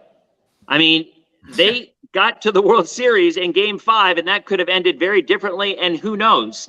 My biggest concern with this team, and it's the first thing I said, when you have a starting lineup of Shane McClanahan, Drew Rasmussen, Ryan Yarborough, Corey Kluber, I just, if they can do it again this year, they're pulling a rabbit out of their hat again with that starting rotation, because they've got some young guys who've got some arms, but boy, you'd like to have, who did they have in that lineup to settle things down 2 years ago? They had a Charlie Morton. And they gave Charlie Morton a ton of money for Rays mentality, 12, 13 million. And he anchored that rotation. And in the playoffs, he anchored that rotation. So I wonder, yes, I absolutely think they could win a World Series. Why not? They almost did 2 years ago. I think they obviously need more pitching, or they need maybe more veteran leadership pitching wise. But with that lineup, why not? Right? Why not? Okay, good stuff, Dennis. Go ahead, Leo. Your thoughts? You know what, Dennis? I got to agree with you there. That anything's possible in baseball, and they've got a good core, a good nucleus. And I can remember being at the Trop, Game 4 against the Astros, when Kiermaier threw the guy. I mean, he throws the guy out at the plate with the help of the shortstop, granted. But it was bang, bang, bang, and I thought the roof was coming off the Trop because there was 32,000 people there. That place gets loud. And again, they can win it because they're going to just ask their starting pitchers to get them 5 innings. Get through the lineup twice, then they're going to hit that 7, 8, 9-man bullpen. So that's what they're looking at. They've got to get guys who can get them to inning 5 within a run or with the lead or tied. That's possible. The biggest thing is lately with the pitching staff, they've gotten guys hurt. They've got to keep guys healthy. If they can keep guys healthy, they can run the same 5, maybe 6 guys out as starters. They're going to be in the conversation in September. Jason Powers. I worry about the bullpen because I think in the last few years you've seen some arm problems in the bullpen. Nick Anderson, Fairbanks. I think that's going to be the issue of wear and tear of all this analytics. At some point, these bullpen arms wear out. These guys cannot pitch 85, 90 innings every single year. And when you're relying on this bullpen so much, and back to Dennis's point, the fan favorites, the people that develop over the years, people would come to New York to see Dwight Gooden pitch, Greg Maddux pitch, because they knew they were going to go 6, 7 innings. Every 5th day, Pedro Martinez. That's the kind of guy. We got to have at least one of those kind of guys in our starting rotation where we're not afraid to let him go 6, 7, 8 innings when he's feeling good. And hopefully the manager doesn't get in the way and analytics doesn't get in the way come playoff time, because analytics is designed for the long term, not for a 3 out of 5 or 4 out of 7 series, where I think Kevin Cash costed the Rays a little bit in that Dodgers series a couple years ago. Peter, let me two jump. words. Let me Two yeah. words. Blake Snell. Yeah, and let me jump in on that. Yes. We talk about analytics. That was the time where Cash should have came out to the mound, taken the ball from Snell, and given it back to him and said, "Son, we're going to ride you till you fall out," because he had struck out the top 3 guys in the lineup twice. Who were the happiest people to see him go out of the game? Mookie Betts and the other 2 guys behind him. And everybody said, "Oh, he wouldn't have won the game 1-0." I said, "I wouldn't have bet against that." That's where Cash has to develop as a manager, and the organization has to realize the postseason is a different style of managing and operating the lineup as it in the regular season in the middle of May in Kansas City on a Tuesday night. You got to go with your gut. Yeah, That's you do. And I tell you right now, just think about it, guys. If the Rays would have spent a little bit of money on a Charlie Morton and a Blake Snell and try to get a prospect instead, maybe that pitching staff is in a better place. I tell you what, Dennis Phillips, thanks a lot for your time. Go ahead and promote yourself here on the evolution of Sports Talk Television. Yeah, I'll be tracking storms tonight and tomorrow. We got a lot of rain coming in tomorrow morning, some heavier storms. I'll be on tonight at 11 o'clock. In fact, I got to change out of the sweatshirt and put some silly suspenders on. But anyway, you guys have a good night. It's always fun talking sports with you guys. All right, good stuff. Dennis Phillips of ABC Action News here on Wednesday nights at 9 o'clock on the Sports Web Live, on the Hub, on I Love St. Pete and Amped Up Sports. Thanks a lot for your time, my friend. See you guys. All right, there you go. Let's go out to Mr. Leo Haggerty. Go ahead and promote yourself. What do you got going on with Amped Up Sports, my friend? You know what, Peter? We've got things going on all over the place. We've got a new soccer show, Too Many Guys soccer show, which is coming on with us. We are going to be out at USF for the spring game. You and me, Rob Crete, will have the whole gang together. Friday night, Lightning at home. It's just a plethora, SAT word, of activities that we're involved with. So go to Amped Up Sports. We post a daily update, and we call it our midnight update of national and local sports. And you know what, Peter? Maybe we could talk Dennis Phillips into coming out Saturday to the USF game. Maybe that'll work. Yeah, we should absolutely do that. Good stuff there. The legend himself, former Coach Scout and now media member of Night Sports Productions, Amped Up Sports. Leo Haggerty, thanks a lot for your time, my friend. Always a pleasure going on with the hardest working sports guy in the Tampa Bay area. Appreciate that, my friend. Wait a second. I was talking about Jason. Oh! Yeah. and I remember when Coach was a coach. Yeah, back in the day. Back in the day. Well, listen, let's talk about that really quick before you leave there, Jason. Give me your fondest memories of the legend himself, Mr. Leo Haggerty. We got Mark Mancini in the lobby, so we'll get to you in a moment here. But, Jason, real quick. I remember the legend used to roam the sidelines at one Lato High School with the women's basketball. Used to be back in the day. Did he go crazy? Was it? Give me Leo's coaching style here, because I know how you broadcast. Does he go crazy sometimes? Does he curse? Does he say anything? I don't think he's cursing. He's coaching the ladies. I don't think he's cursing. That wouldn't go over real well in the public school system. But he did a great job coaching the ladies. I had a good time with him, and in fact, one of them, Christina Rodriguez, is married to a guy. She's out in L.A., and she's married to the guy who is in charge of Legends procurement nationwide. And you know what Legends does? They just built stadiums like SoFi and Allegiant. So there you go. And she was 6 foot, he's 6'8". So I'll tell you what, their daughter's going to probably be about 6'4". Well, hopefully he's taller than that. Good stuff, Leo Haggerty. Thanks a lot for your time, my friend. All right. Take care, guys. We'll see you soon. There we go. Let's go out to Mr. Jason Powers. Go ahead and promote yourself, my friend. Powers on Sports Podcast. We'll have a new episode coming out tomorrow. We're going to talk. By the way, we need to talk a little Masters. Tiger Woods, man. Well, yeah, Tiger Woods coming back. I think it's a great story. Hopefully he can finish. Hopefully he can win. It's a great story for all of golf. I know that golf wants to see Tiger Woods come back. So I'm happy if he plays. I just hope he can finish up the tournament, because he really hasn't been that much of an impact, if you will. So you talk about a sports story. If that guy were to somehow win this tournament on Sunday night in Augusta, would be you talk about Twitter and broadcast blowing up. It'd be explode. Yes. Social media. If that guy was in the mix late Sunday afternoon in Augusta, Georgia, in the back nine. Agree. Absolutely. Good stuff, Jason Powers. Powers on Sports Podcast. Thanks a lot for your time here on the Evolution. All right, my friend, go Rays. All right, so one more thing, we might have to retire the Ukraine music, man. Why? Well, come on, because I'm back in the good graces. Well, you're always in the good graces. Absolutely. Play it one more time. You ready? Here it comes. All right, man. Appreciate the time. We'll definitely see you here next time when we got you on the Evolution of Sports Talk Television. All right? You'll be on the podcast here real soon, partner. All right. Sounds good, buddy. There you go. Of course, the No Quarter Given podcast on the Buck Power Podcast Network and Powers on Sports podcast. Definitely look forward to it. All right. You got it, buddy. See you.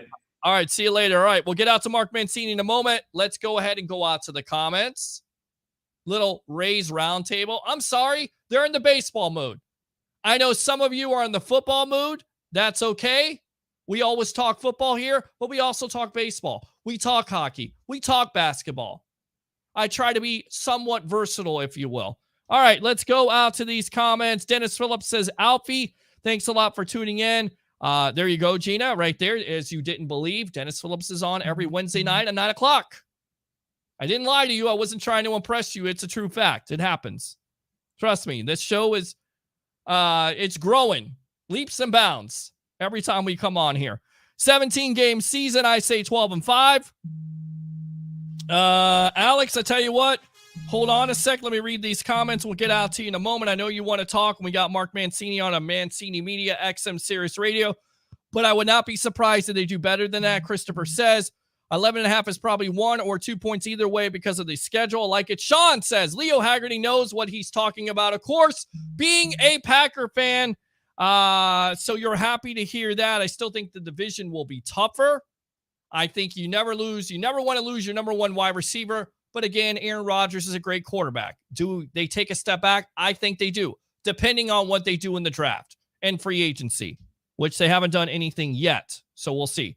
Alfie says, thank you, Peter. Absolutely, Alfie again. Dennis Phillips, rule number 7. Alfie again. I say the Rays will have another winning season, definitely over 80 games. Laugh out loud. Alfie again. They have to build some chemistry with the newer players over time. I say right on the mark. Just over the mark, a 90 to 92 win season. Troy Polamalu, move the Rays to Canada, Mexico, or Puerto Rico. We don't want them. And this is what you get for that. Shitter! Rule number 7 applied to the Rays. Yes. Troy Polamalu, tell Dennis I'm in the corner of Himes and Woodlawn. I will not fake news. Let's go out to Mr. Roger Shue. Hey, Pete, what's going on? Sean says, doesn't the no shift start till next season? I thought it did. Let's go out to Family Affair, Mr. Uncle Dwayne, with his journal for the night. Appreciate you as always.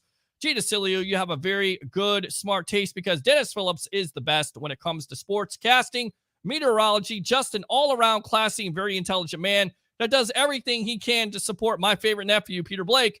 Very exciting and always entertaining evolution of sports show. Always finds time to be on schedule for Peter Blake's sports show. And I sure do appreciate all that Dennis Phillips brings to the mix. And he always tells his perspective. Absolutely. Thank you. Troy Polamalu, we don't want the Rays in Tampa. In Tampa, we support the Yankees, my friend. And maybe that's the problem right there, Troy. Shitter! We don't support either of them. Of course, coming from a Cubs fan, this is what you get. It will never happen. Rays have no real fan base. One of the worst attendance in Major League Baseball. Troy Polamalu, soccer. What is soccer? Soccer is a game that's played here in Florida, in the region.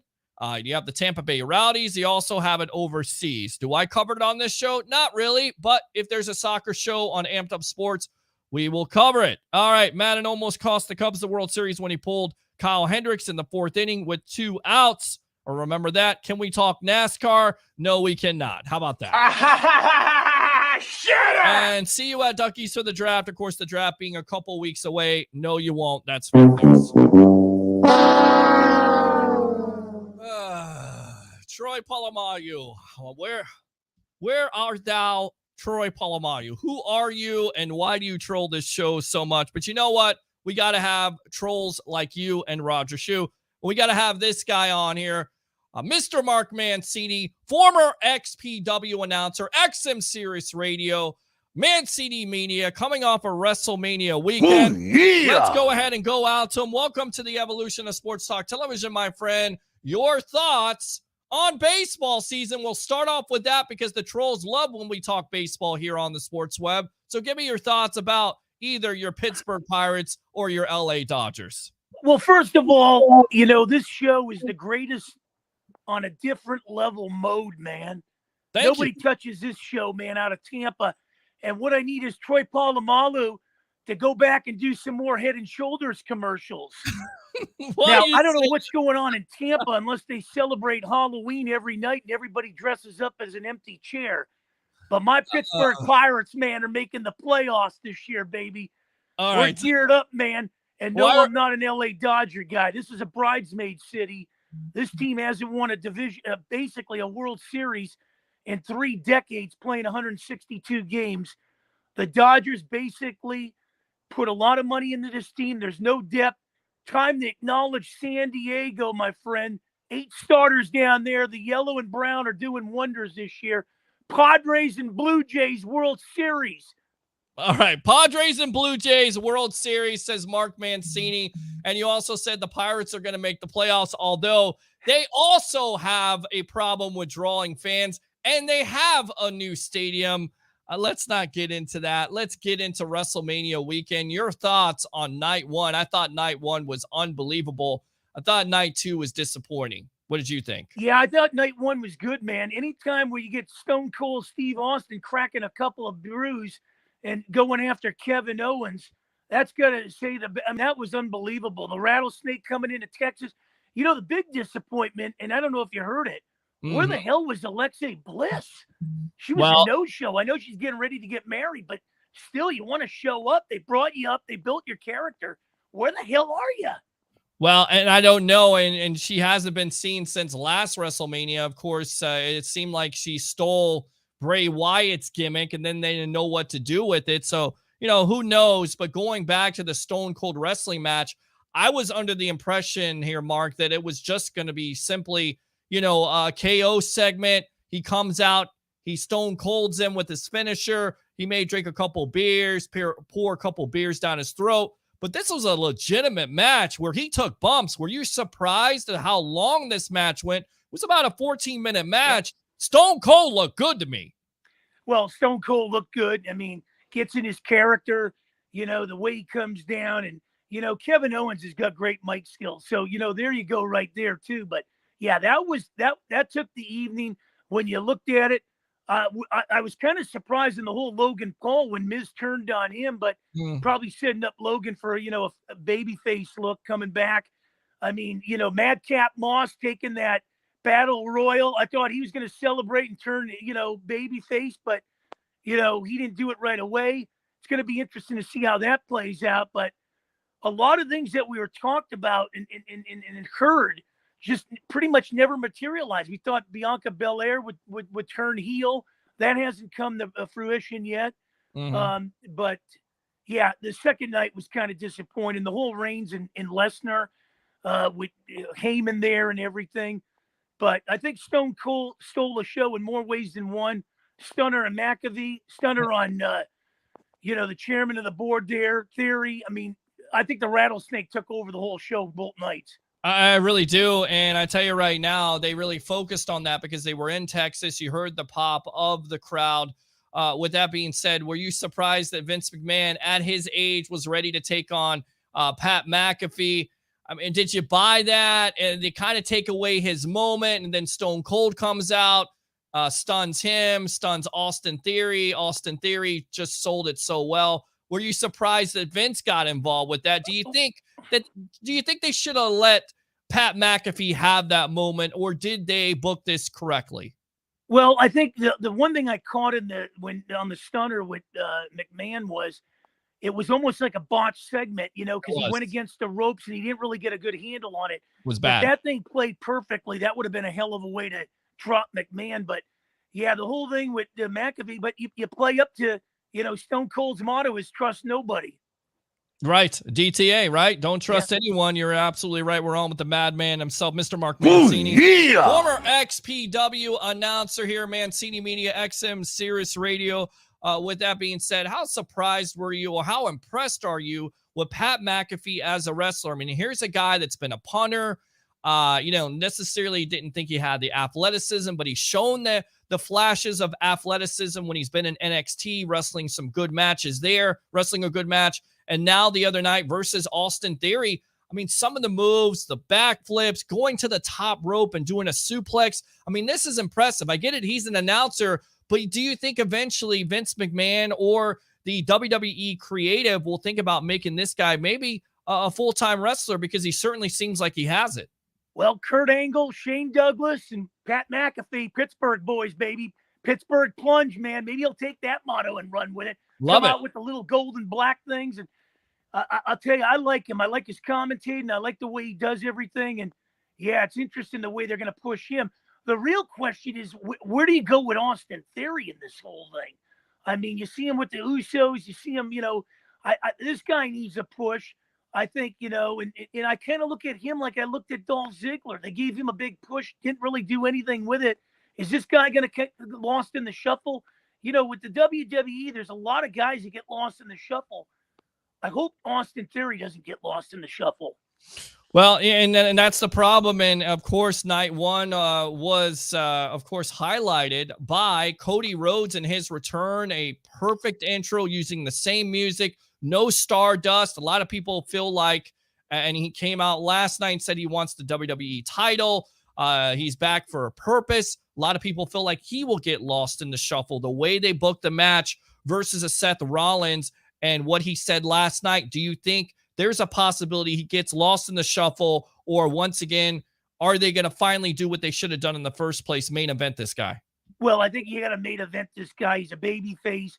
I didn't get the whole Seth Rollins thing, the other night on Monday Night Raw, but, they got to do something with Rollins. And I think the big push is to probably bring Bray Wyatt back and let those two guys get on. But where do you go with Cody Rhodes? Sometimes, they spend a lot of time pushing these guys. And once they push them within, 2 months, they're on the back burner. And this is where you hate to see stuff happen. Madcap Moss is another great wrestler. Where does he get? He won the Battle Royal. Where does he go from here? It seems like it's the Reigns, the Usos, some of these guys that are holding belts for a long time. Brock Lesnar, where does he go from here? He's lost the Reigns there. I know they're even in the WrestleManias and everything, but where do you go from here with Brock Lesnar? Did you like the match? I didn't like the match at all. I thought it was underwhelming, especially with all the hype. It looked like Reigns got hurt. He wasn't hurt. I mean, why do that type of match? You're building it up. Yeah, I don't understand the finish there. And I thought, honestly, Brock Lesnar should have won this. And you know what? If they're going to do Roman Reigns wins, what's the next opponent? Why not, take the opportunity to bring out The Rock or bring The Rock out? I think it was very disappointing. I mean, were you surprised by the result with Reigns? Well, I was, considering the whole bloodbath in Madison Square Gardens with these guys, but I think doesn't make any sense. I mean, you put it out there. I mean, and this is how you book wrestling matches. You put it out there. He dominates Lesnar at Madison Square Garden. He's standing over him with both belts, and you would think Lesnar gets that revenge, and instead they go with Roman Reigns. I mean, I get it. He's over. It's a great storyline, but I think a lot of people are kind of sick of it, don't you? Well, I think so. And then, the last week on SmackDown, and, the whole thing leading up to that thing, was out of character. They didn't confront each other, in Pittsburgh when they had Monday Night Raw there. Lesnar comes out, and after the end of the show, Reigns comes out. You thought maybe there'd be another altercation, and then you get the WrestleMania thing. But I think the next opponent's going to be McIntyre. Will be the next opponent for Reigns. You'll probably see that Friday night on SmackDown. They'll build that up. And then I think they'll build up when they start to put the WrestleMania tickets on sale in November. You'll start to see The Rock come out, and that'll build up with the families.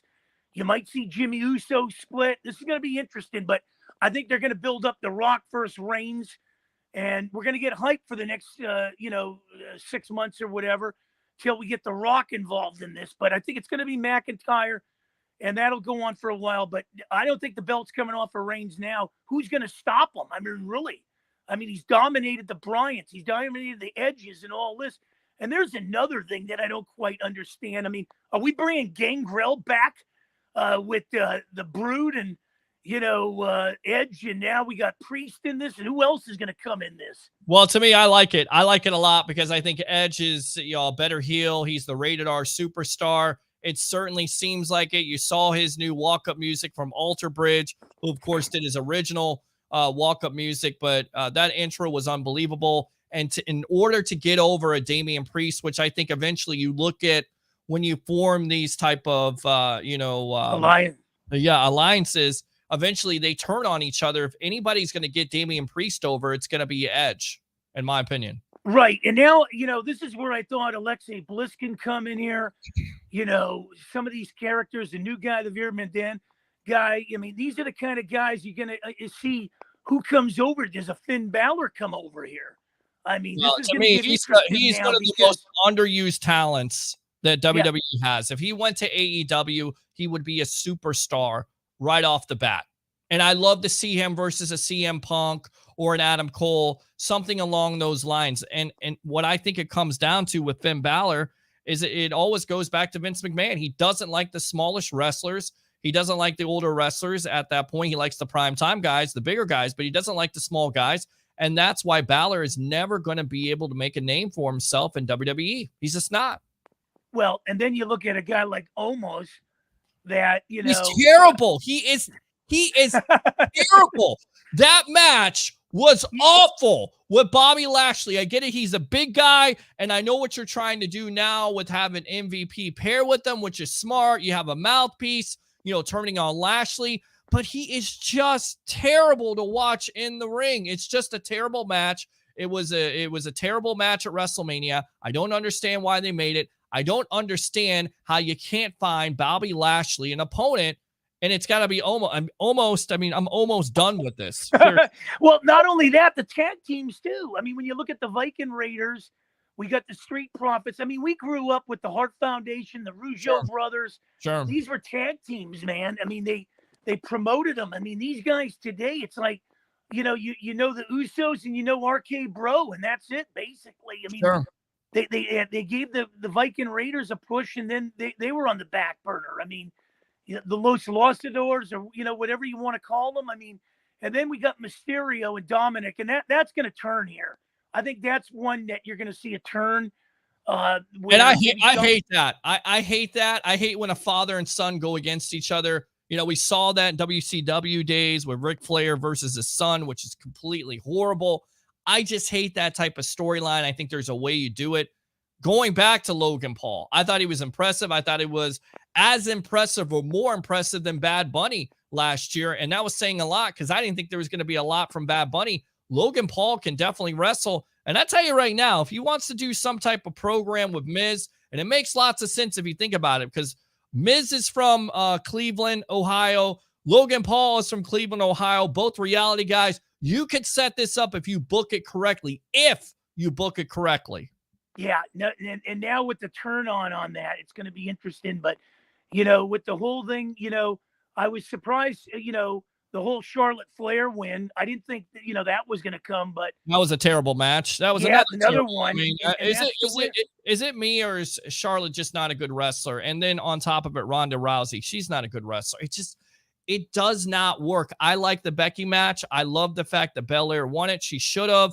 I thought she was going heel, but you know what? She's now champion, as she should be. I never thought she should have lost to Becky, but that is the payoff. When you lose 26 seconds in Royal Rumble and then you get to WrestleMania, you've got to put her over, and they did exactly what they should have did. That was a great match. Yeah, and I think with Rhea Ripley, what they got to do is probably bring her in with Edge and Priest. I'd run that gamut. You need a queen over there. But, I mean, the one lady that always handles the belt real well, and she's got to get it, is Sasha Banks. Sasha Banks is the best.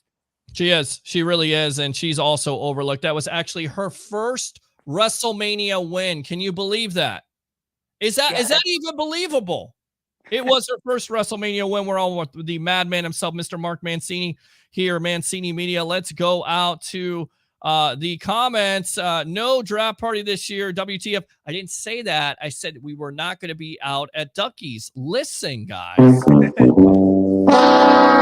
guys don't listen. That's the problem. You listen to what you want. These guys must start drinking at 7 a.m. telling you, they do. I do, and I know some of you guys personally. Acknowledge you are master troll. I acknowledge this. How about that? Shut up! Let's go on to Roger Shoe. We're on God mode. You're on no mode at this point. Shut up! Roger says, "Go Cubs, go! Pirates suck." Oh, we'll whack them. We'll whack them Southside guys. We lost a lot of guys, man. I just Cubbies. Yeah, remind that guy in 1981 when they lost to the Padres. No, it'll be 1984. And Yeah, I know that for a fact. Up 2-0, they lose 3-2. Cubs story there, of course. If you don't know, Mark, I think Leon Durham was part of that team too. I think you're wasn't right. He? Ron Yeah. C. Yeah, Ron C. Yep. Yeah. I use Head and Shoulders, but Mancini uses Bosley. Yikes. Look at that. No, I'm looking like the Pat. I got the Pat Riley look, man. I slicked it back. I got to put it up. Real quick, have you watched that new show that's on HBO Max with Winning Time with the Lakers? Yeah. Wow, John Riley. Yeah, you know what? I'll tell you right now, them Lakers are straight garbage. Oh, absolutely. Unbelievable. All that payroll. You know, they're trying to blame Frank Vogel. He's 0%. You got to drop this on Jeannie Buss. You got to drop it on LeBron James. DeMar DeRozan could have came, took a pay cut. You know, he would have fit right in. You can't blame Russell Westbrook. He was never in the mix on this. They brought him over, but they got to do something. AD's got to get blown out of here. Maybe, you know, LeBron can find his way back to Cleveland. Who knows? But straight garbage, baby. Yeah, it is. It is straight garbage, and you're exactly right. You go back to what Magic Johnson said the other day. He said that the Lakers could have had a DeMar DeRozan. He wanted to go home and play, but of course LeBron intervened, got in the way, and traded for a superstar. And that's why I continue to say over and over again, these superstar teams don't always work, especially when you devote so much cap, Mark, to all these players. It just does not work. Let me go out to Roger Shoe. He says, Mancini, acknowledge me. Acknowledge Pittsburgh, baby. There you go. Roger says Baylor and Ricochet will be gone from budget cuts. Do you agree with that? Both of those guys will be gone eventually from WWE? Oh, yeah, I totally agree with that. I think so. Don't you? I absolutely agree. And I think, once again, they're underused talents. You saw Samoa Joe. He's in AEW. You saw Tony Storm.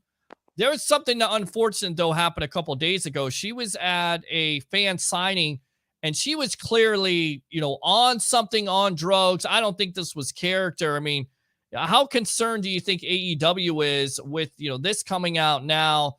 Looks like she has some drug problems, possibly drinking. They just signed her to a contract. I mean, is this the reason in the first place why she didn't want to be with WWE? Does she have some underlying problems that we don't know about? I think they do, and I don't quite understand it. I kind of look at this kind of like the Cleveland Browns picking up Deshaun Watson and basically taking his word that, you know, he's a changed guy and everything. Yeah, if you're out there robbing 10 banks and you stand behind U.S. magistrate and the guy says, "Are you changed?" "Yeah, I am." "Okay, no jail time for you. 22 civil suits are coming to Cleveland, you clowns."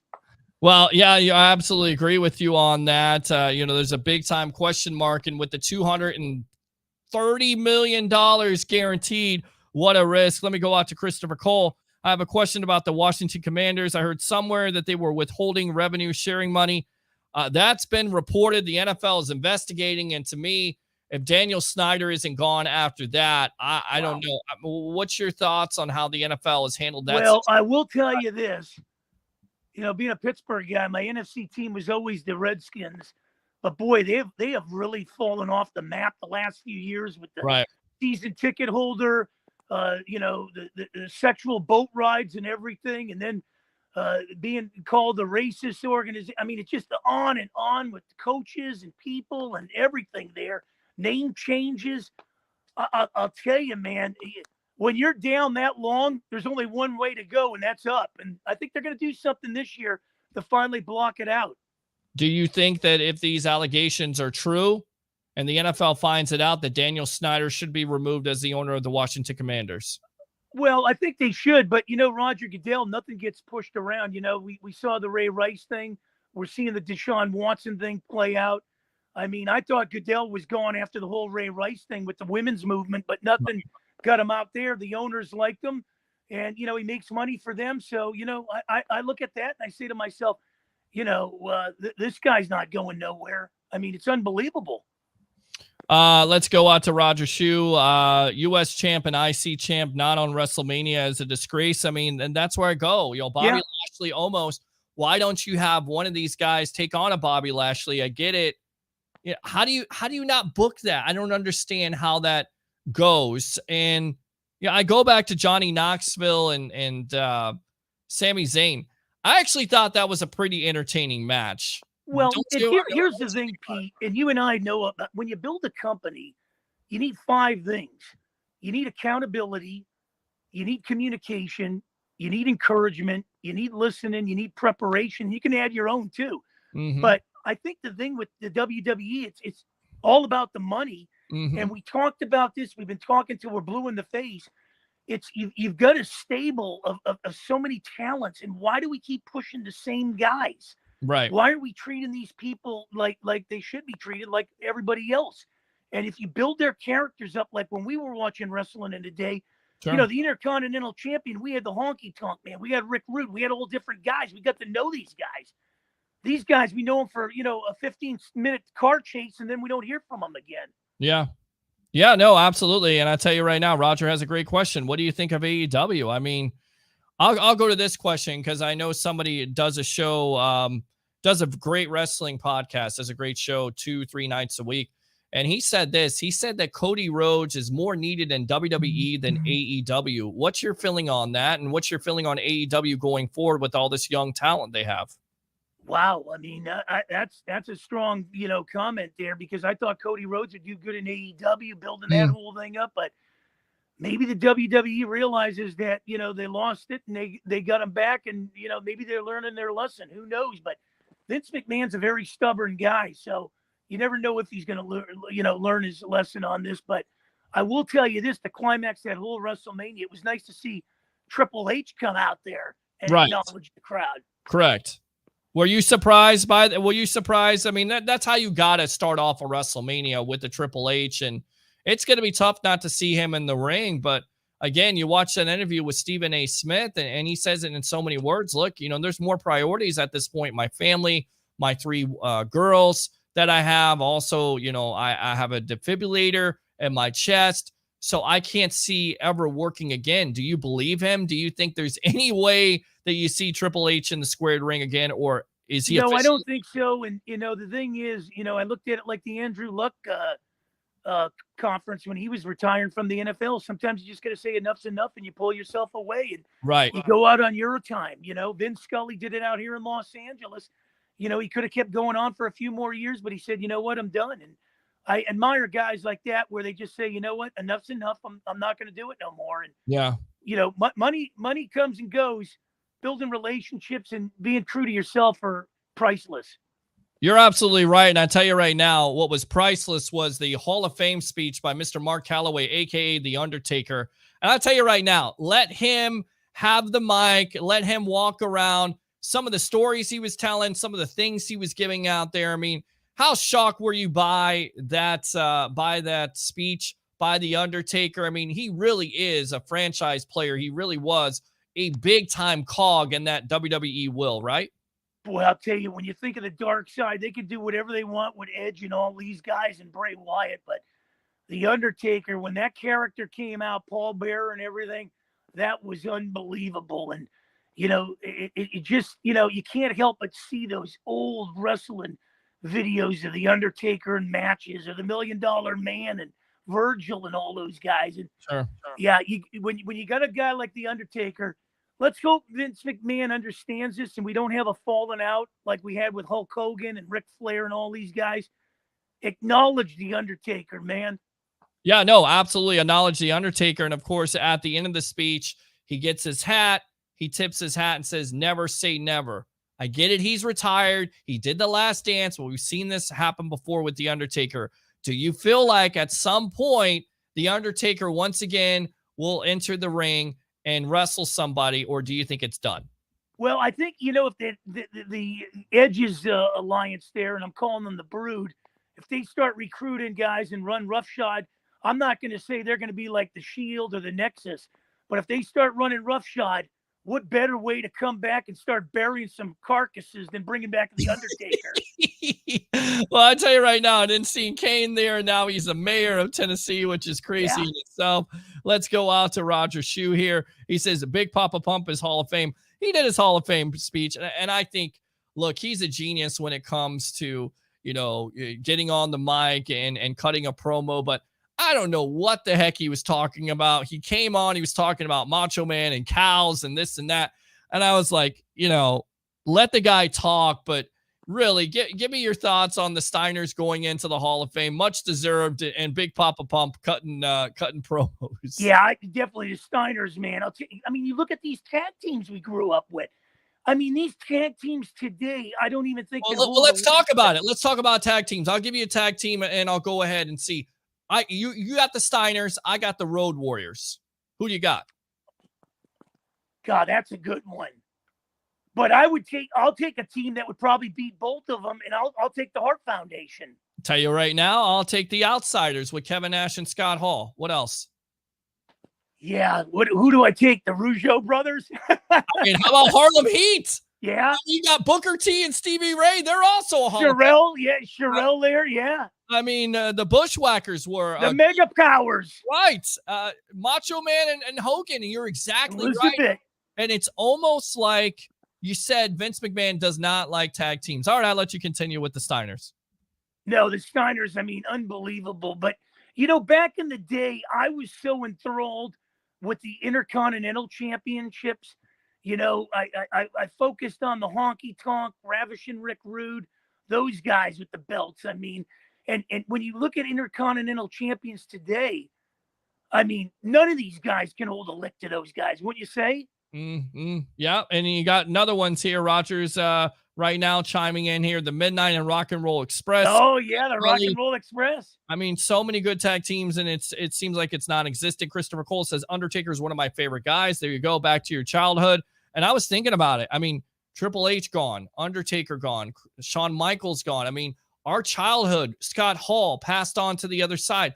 Our childhood of wrestling is basically kaput at this point. Razor Ramon, Chico, and he comes out, the guy from Miami, the whole Scarface thing. Right. And everything.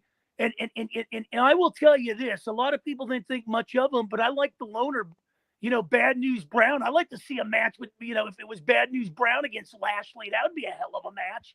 Yeah, Hacksaw, Jim Duggan, somebody says. Another one. There. So many great. Ultimate Warrior. And he dies the night after, he makes that speech, or he dies after. Yeah, that was eerie. And he goes into the Hall of Fame, and I remember seeing the Dark Side of the Ring and Jake Roberts, poor Jake Roberts, because he Jake lost the Snake. a lot because of the Ultimate Warrior and because of the main eventers. He was supposed to be a main event attraction. Of course, Ultimate Warrior didn't do it, and then Jake never got his push. And Jake always says, "Look, I wanted to strangle him, I wanted to kill him, and he apologized to me, and this and that, and I had to forgive him." And it's so sad because you get to that point of all that hatred, all that talk. Of course, WWE making a video about him, making fun of his career and all the stuff he did off of it, and it wasn't great at all. But then he finally comes back, he goes in the Hall of Fame, and then he's done. Well, not only that, back in the day when you looked at Tugboat, Earthquake, Andre the Giant, big guys.